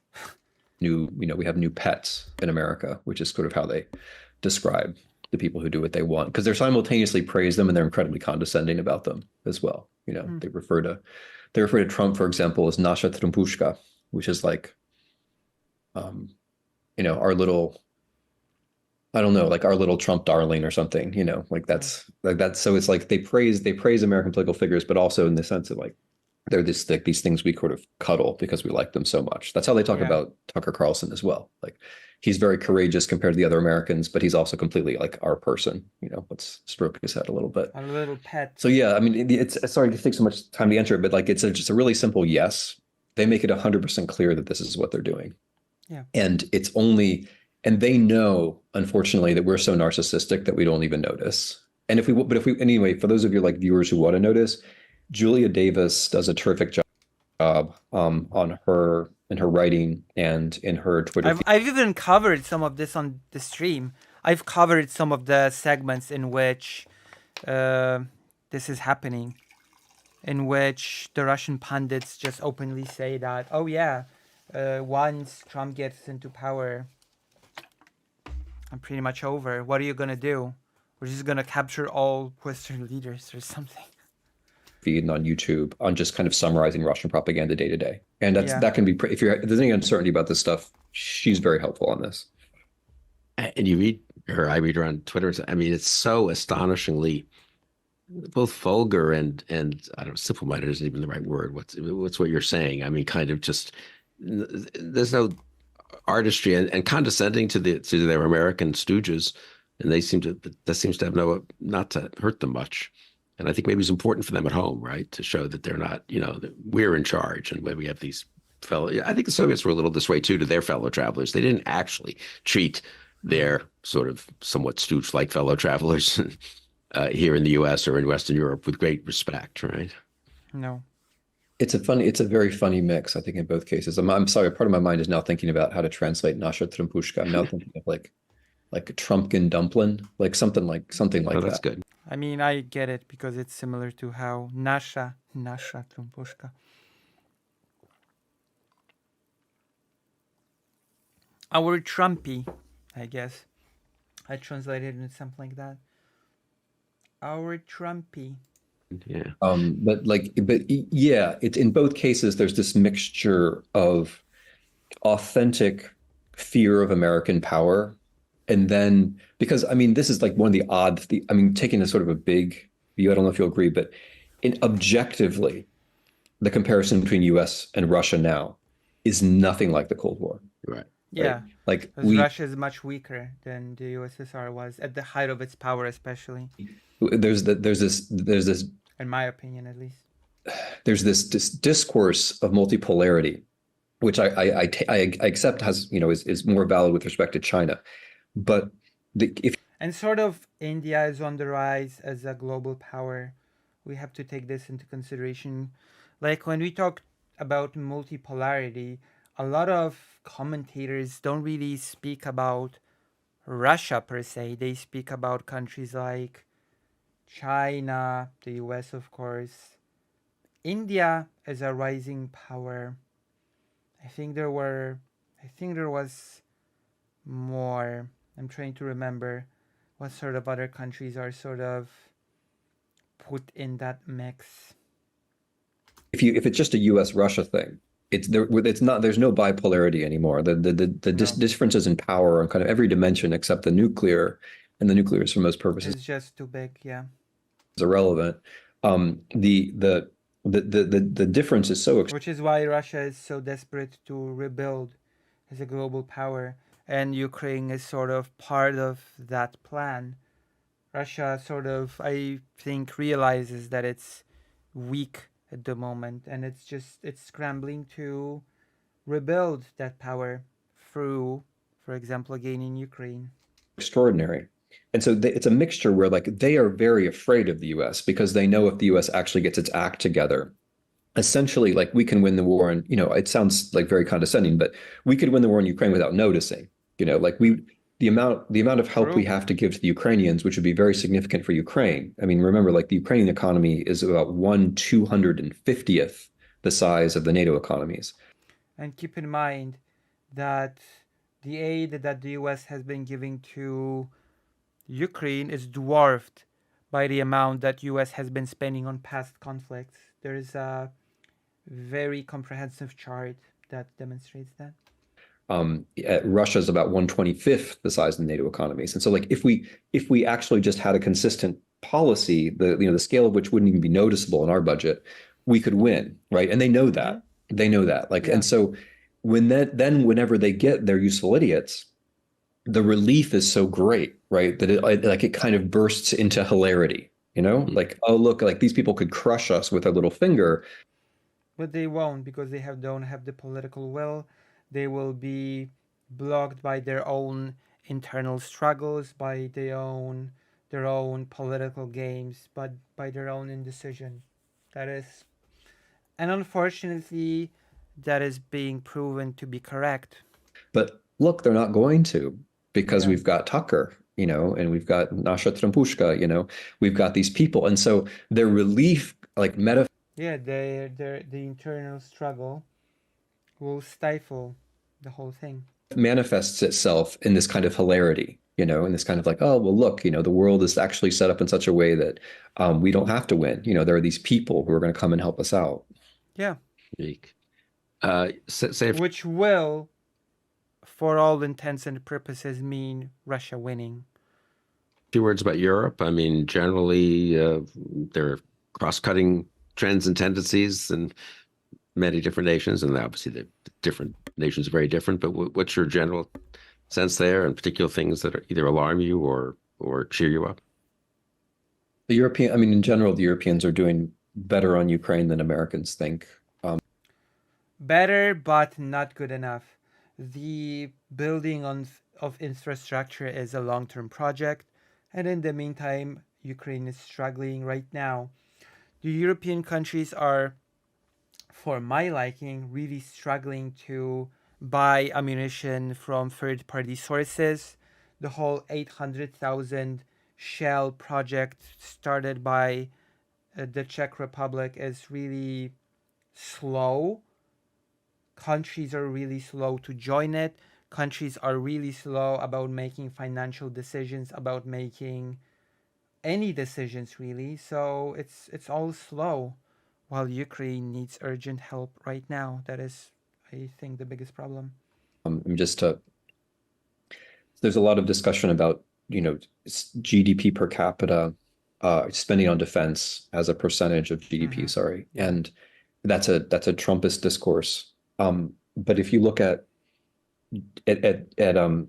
GDP percentage of GDP spent on the Ukraine war, right, the U.S. is way down the list. Like, we're below Bulgaria. We're below countries that we don't even think are on the Ukrainian side. We're below Malta. We're below the Czechs. We're below pretty much everybody on that measure. And even if you take the total, the Europeans are now way out ahead of us. Different measures are slightly different things, but they're way out ahead of us. So just as a starting point, it's important for Americans to realize that we're not actually leading. We could be, and we should be. Yeah. We really should be, but we're. And now, well, it's hard to be talking about leading if the aid from the US is frozen. It's just frozen, period. So forget about leading. Do anything. Forget about leading for a bit. Just do anything. We're not. But figure out aid, then think about leading. It's not, the Europeans lack what we have. They don't have all the stuff on the shelf that they can give away, and our manufacturing capacity just should be much greater than theirs, although it's not, because we haven't made the right choices. In Europe, it's like different countries at different points are doing the right thing. Like, the beginning, it was the East Europeans who had been right all along. Yeah, of course, because Eastern Europe has experience with Russia. Basically, all of Eastern Europe has experience of being colonized by the Russian Empire. Basically, most of Eastern Europe has experience of being either part of the USSR or a satellite state of the USSR. There's a lot of personal experience. And who then kind of threw what they had at the situation. You have kind of steady in the background the Norwegians, who have infinite resources. And then you have the Germans who, like, in a like incredibly painful set of contortions, which are unbelievably frustrating if you follow them and if you know anything about German history. Because like, if you know things about German history, you know that actually Germany has a very profound historical debt towards Ukraine, which they're only True. very slowly realizing is the case.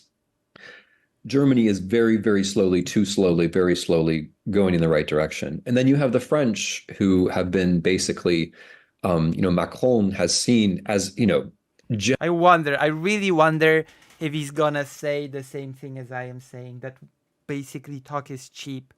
Like, France is not giving much aid, and France is not doing much of anything, but Macron is talking the big talk. But talk is cheap. Anybody can talk the big talk. Like, what you need to do is, I don't know, do the big deed, not just talk the big talk. But we're gonna see. We're gonna see what Mr. Snyder is gonna say.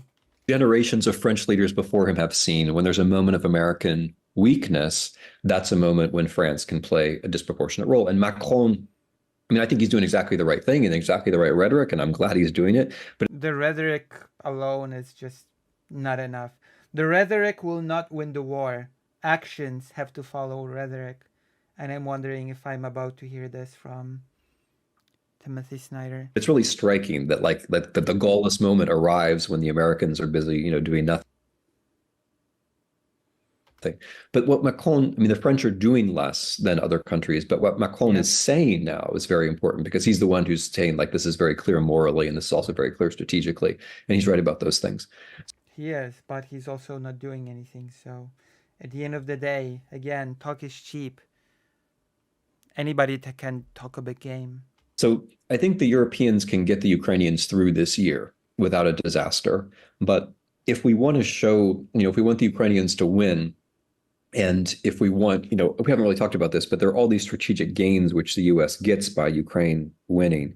If we want that, the Americans are going to have to come in and help. What about domestically, though, in Europe? I mean, how worried are you about Orban? Some countries So Orban, Orban's role will sort of depend on whether or not he will perceive that he can gain something from cooperating. If the EU can offer Orban tangible gains, Orban will play ball. Orban is not some pro-Putin politician. He's a pro-himself politician.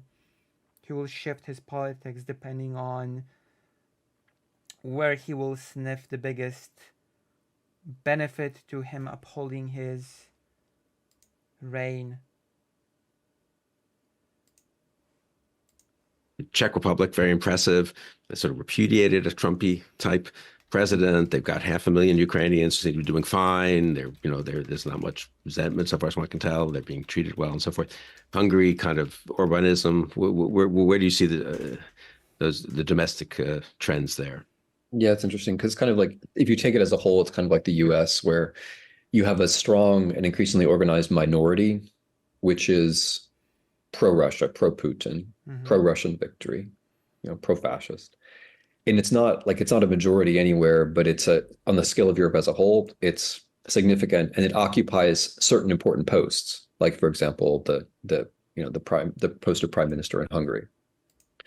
And from those posts, it can cause disproportionate damage. I don't think that calling Orban a pro-Putin politician per se is accurate. It can slow things down, and then a couple more of those posts, and then you've got real problems. It's like the U.S. You don't have to have a majority, which is. If you want a pro-Russian sort of government, then I guess Slovakia right now sort of fits the bill. To Ukraine, but you have to have a few blockers in position, which is what Putin is aiming for and what he hopes for. Public opinion it's like the U.S. Public opinion in Europe. It's like you have Slovakia and sort of Hungary when it comes to blockers.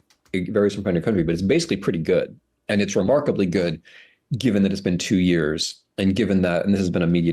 Oh yeah, he is an authoritarian, 100%. He's a dictator, but he's a dictator that is most of all interested in keeping his authority, his regime in place, not about serving any particular sort of serving the EU or Putin. He serves himself.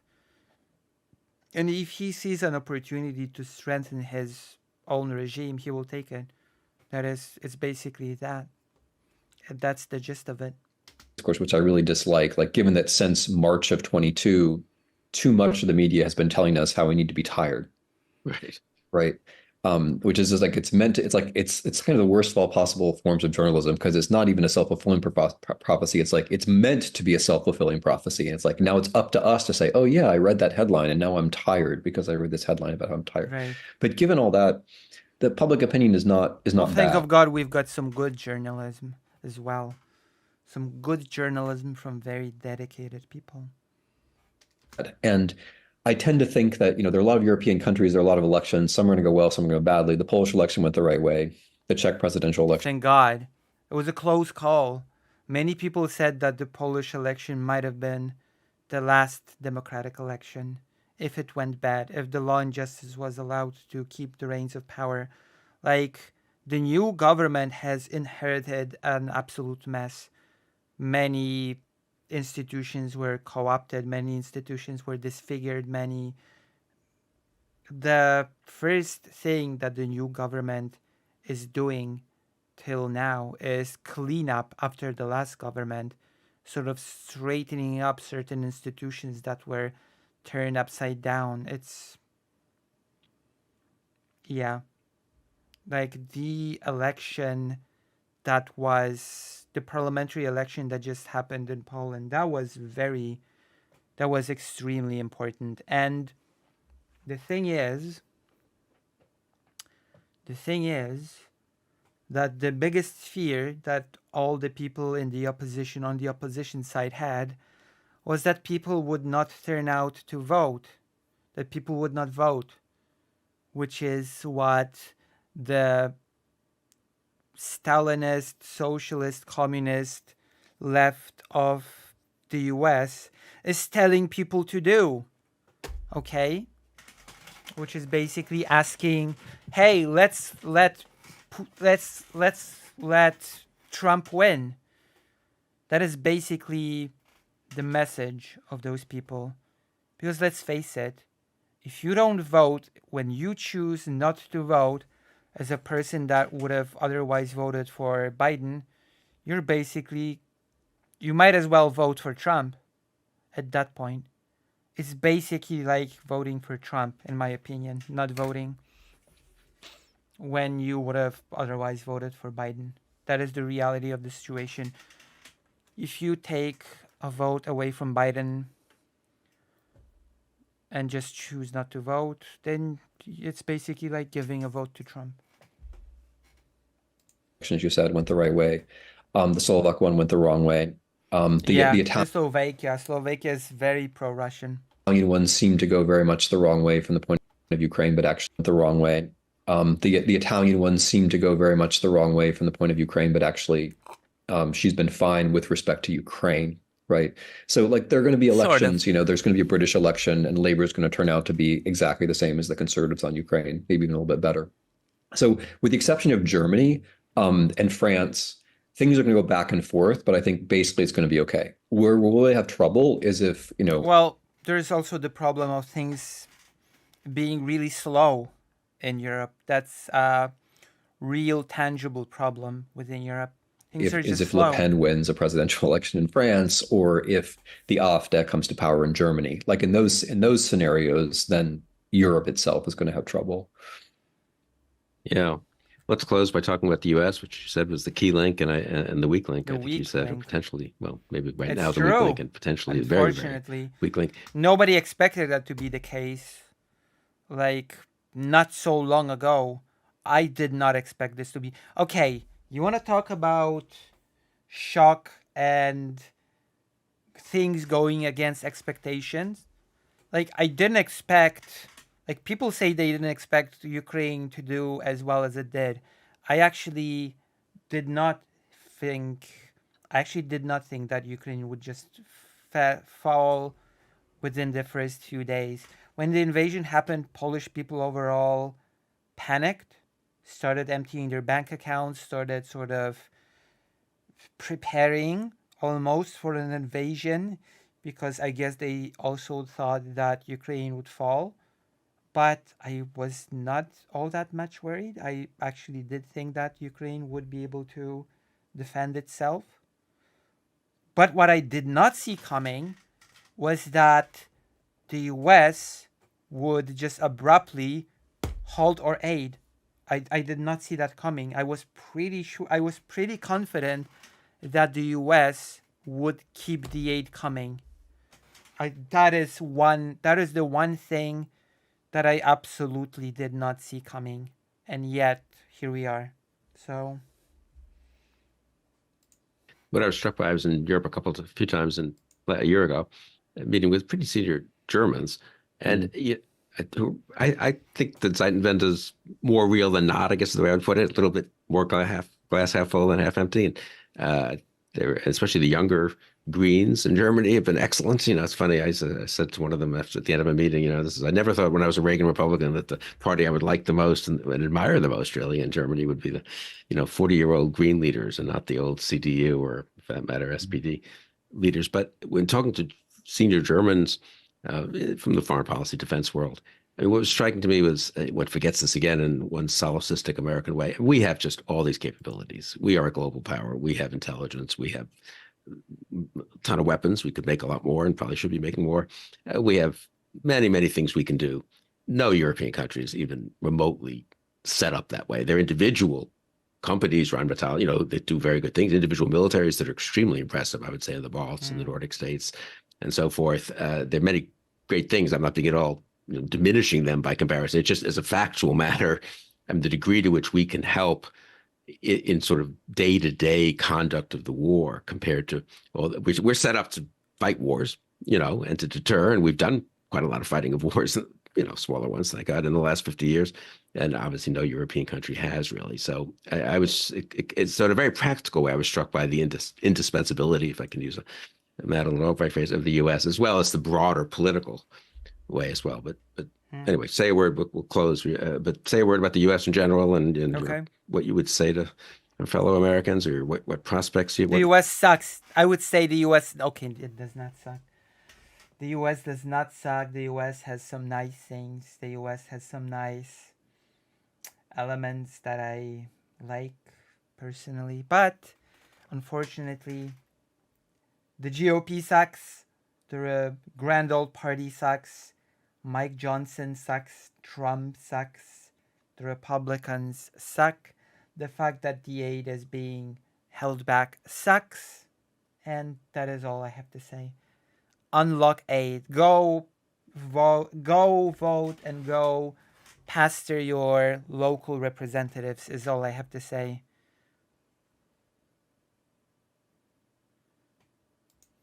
Worries you the most and cheers you up, if anything, the most? Well, let me just pick up where you started, then I'll go somewhere else. The striking thing about us helping the Ukrainians is that we could help. Most of the stuff we're giving Ukraine is stuff we were going to throw away. Right. Mm-hmm. The systems that we've been giving Ukrainians are stuff which was obsolescent and which American taxpayer dollars were going to spend to take apart and throw away. And what we're doing right now by not doing anything is we are basically throwing away systems which, from our point of view, are too old, instead of giving them to the Ukrainians. Like the HIMARS that the Ukrainians have been using to great effect are things that we would never use because we were going to throw them away. And so it goes to this point that oh my God, that is such a wild thing to think about, by the way, that the things that have been so effective on the battlefield are just things that in the US are considered trash to be thrown away because it's just not good enough anymore. That is just such a wild thing to think about,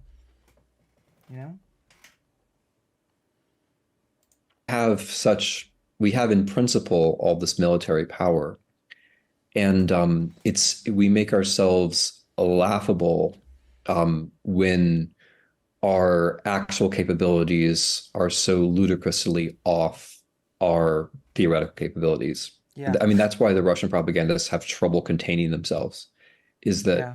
the stuff that the stuff that we're going to throw away would be enough to help the Ukrainian army defeat the Russian army. True. But we can't. And again, that is so wild to think about. That is, for a second, just for a second, imagine a world in which the US would actually say, you know what? We're not actually gonna give Ukraine the thing that we were about to throw away. We're just gonna give Ukraine the newest state-of-the-art equipment that we've got, the best of the best. Now, think about what that would do. Get ourselves together politically enough to give the Ukrainians the stuff we were going to throw away, and that's why they laugh at us. And I mean, that may be unpleasant, but it's, we have to break out of it. Sometimes you have to, other people can help you to see themselves, to see ourselves. And so the US should be able to help Ukraine. It does not seem to be working out for the US. The US is certainly not seeing itself. I don't see the US seeing itself. That's win this war. I mean, now switching from the Russian point of view to ours, I guess the main switch I wish we could make is I wish we could say, wow, in the last 2 years, the Ukrainians have done a lot for us. They've defended the international order. The basic principle of international order is that countries shouldn't be invading other countries and changing territory. They have held off, in large measure, a genocide. Wherever the Russians occupy, they have been killing people, kidnapping people, raping people. Yeah. Holding off a genocide is not something just that Ukrainians are doing for Ukrainians. It's also a contribution to a better world.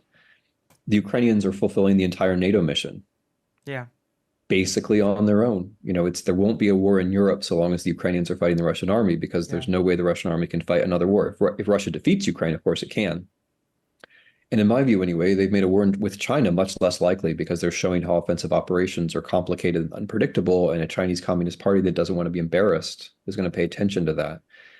And the Ukrainians are showing that there are people out there in the world who are willing to take risks for democracy, which is a pretty important example, I think, for us and for everybody. Which, unfortunately, the US is sort of showing that it's not willing to take risks for democracy.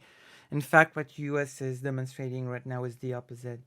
That for the sake of political wins against Biden, the Republican Party is willing to throw it all away. They're doing all those things for us. I think that's where the conversation should start. And then it's like, okay, well, then what are we doing for them? Right? Exactly. What are we for this strategic bonanza and this moral example? What are we doing in return? I think that's where the conversation should be starting. Because as I see it, I mean, there are a lot of reasons to care about Ukraine, and I care about Ukraine as such. But even if you're just an American concerned about American interests, there's a kind of unusual strategic opportunity here where so many things are possible for so few resources. Yeah. And even if you're just a hard-headed American, it doesn't happen often when you can have so much return for so little investment. That is absolutely the case. Realist, this is a historical opportunity which you're never going to see again. And I wish people, would care about the moral issues. But even if they don't, I wish people would care about our own interests, because our own interests point in exactly the same direction here. Yeah. That's such an excellent point and eloquently stated, and I think an appropriate place to close. But we should get back together maybe after. Hopefully things look more promising in November 2024, and we'll see. We will see how things will look. It all depends. It all depends on the aid. It honestly does. We'll see. And maybe we can talk again more about the future and about a brighter future. One thing's for sure: the things have not improved significantly within these 12 days from this conversation. I assume the conversation took place 12 days ago. Whereas I think, as you say so well, I mean, this 2022, 24 could be a real turning point, not just for Ukraine, but for the world, for all of us, right? I mean, couldn't it be a real inflection point in world history? Yeah, and it can still be a good one. It can still be a good one. It could still be a horrible one as well. Tim Snyder, thank you so much for joining me today. Thank you for doing this. And thank you all for joining us on Amazing. Conversations. Okay, if you've enjoyed my commentary on this, then press like, subscribe, bell. Tell your friends about me. Tell your friends about this channel. Tell your friends to watch me. Isn't it exciting to watch me talk about these things? Aren't you excited to hear the Eastern European perspective? Aren't you excited to get a voice with a silly accent like mine? To see my silly face? Well, I think in a way it's because taking risks for democracy coincides with that act of genocide. It's not merely that Ukrainians want freedom, but rather that failure means death. And this can be clearly seen. Whereas with the US, this is a bit more abstracted. We don't have a Russian invasion where people are being genocided. The only one we have is an attempted of transgender people, and not nearly enough people seem to care. It is exciting. Thank you, Greater Rain. I'm gonna go to the toilet now to sort of, to cool off, and then we're gonna continue. We're gonna continue, and we're gonna do things, especially since I've got an editor once again, which is exciting. Where you're gonna see new type of thumbnails. Even I don't know what sort of thumbnails to expect. So there you go. We'll see. We'll see what the future will bring with the new editor. I'll be right back. So yes. How did you like? How did you like the segment, Have you enjoyed this segment? I found this talk and I really decided that I wanted to watch it on stream. Do you think it was a good idea? Do you think it was a horrible idea? Did I make the right call? Did I make the right judgment? Are you more excited about reading Timothy Snyder books now, which I'm going to show you one right now? I'm going to make a little bit of an advert for Timothy Snyder now. Timothy Snyder's The Bloodlands, Europe between Hitler and Stalin. Under Hitler and Stalin, the Nazi and Soviet regimes murdered 14 million people in the bloodlands between Berlin and Moscow. The killing fields extended from central Poland to western Russia. For 12 savage years on this blood-soaked soil, an average of 1 million individuals, mostly women, children, and the aged, were murdered every year. Though in 1939 these lands became battlefields, not one of these 14 million was killed in combat. They were victims of murderous policy, not casualties of war. In this deeply unsettling and revelatory book, Timothy Snyder gives voice to the testimony of the victims through the letters home, the notes flung from trains, the diaries on corpses. Is brilliantly researched, profoundly humane, and authoritative book that demands we pay attention to those that history is in danger of forgetting. Right? So there you go. It's a good book. I have my Poland world problems, so if you feel for my Poland world problems, then please donate, become a subscriber, become a Lucy Haze supporter, become a Lucy Haze advocate, become an advocate for the Lucy Haze cause, become a soldier for democracy.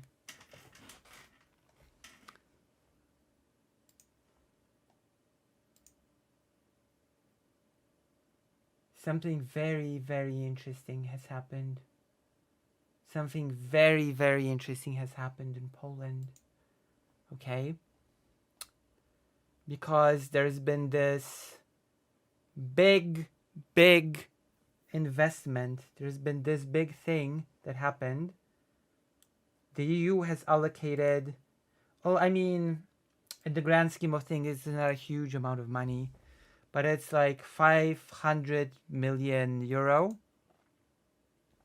It is an investment into the infrastructure. It is an investment into making more shells, more ammunition, and into into building factories and making more weapons and stuff. And Poland, being the country that is right next to Ukraine, I would assume would want a lot of money to develop its manufacturing capabilities of weapons, right? I would think that Poland would be very invested in that sort of thing. And I would think that Hungary, which has sort of abstained in supporting Ukraine in any major way, or even has blocked Ukrainian aid for a long time, would not get super much money for its manufacturing of weapons. But as it turns out, reality often surprises us. And Poland, out of the 500 million euro, I think it's euro, has been awarded a staggering amount of 2 million. That's right. Poland has been given 2 million euro to work on its manufacturing capabilities when it comes to the production of ammunition. And Hungary, for example, has been given a lot more, which I will say, to put it delicately, is a bit of an embarrassment. It is a bit of an embarrassment, I gotta admit. And I've prepared for us a nice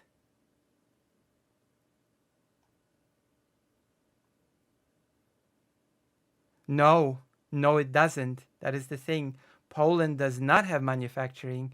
In fact, the fact is that Poland does not have any sort of. Poland cannot manufacture its own stuff. Poland sort of just buys parts from other places and assembles them at home. Poland does not manufacture anything. That is the thing, the embarrassing thing. Poland is this phenomenon when it comes to being a country right next to a country that is fighting a war. So it doesn't produce any ammunition. It just takes stuff, buys stuff from other countries, parts, and just assembles them, puts them together.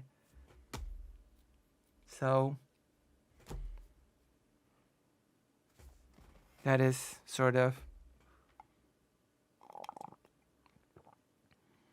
yeah, but talking about the current situation, Poland should get a bit more, considering that it is a sort of unimportant place when it comes to Ukraine. Like, Poland should be manufacturing weapons and just sending them to Ukraine. You know, it should be a 1-2, 1-2, 1-2. Produce, send, produce, send, produce, send. And what is Poland supposed to do with 2 million euro? What exactly is Poland supposed to do with that? And the thing that worries me with Hungary is that it's not exactly a guarantee that Hungary will do this sort of 1-2, 1-2, 1-2 thing. It is not exactly a guarantee that Hungary will produce weapons and send them to Ukraine. You know? No, it's not a punishment in decision. I'm setting the stage for the situation, because it seems to me that, as always in these sort of situations, the bulk of the blame as per usual, lies within Poland itself, which sort of fumbled when it comes to actually taking part in the contests slash bureaucracy that was involved in applying for the money. As always, it seems like Poland has massively fumbled when it comes to actually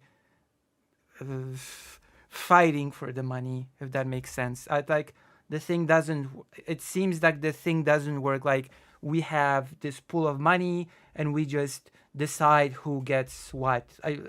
Countries had to sort of apply for the money, and it seems like Poland has not done a very good job of applying for money. That seems to be the thing that happened.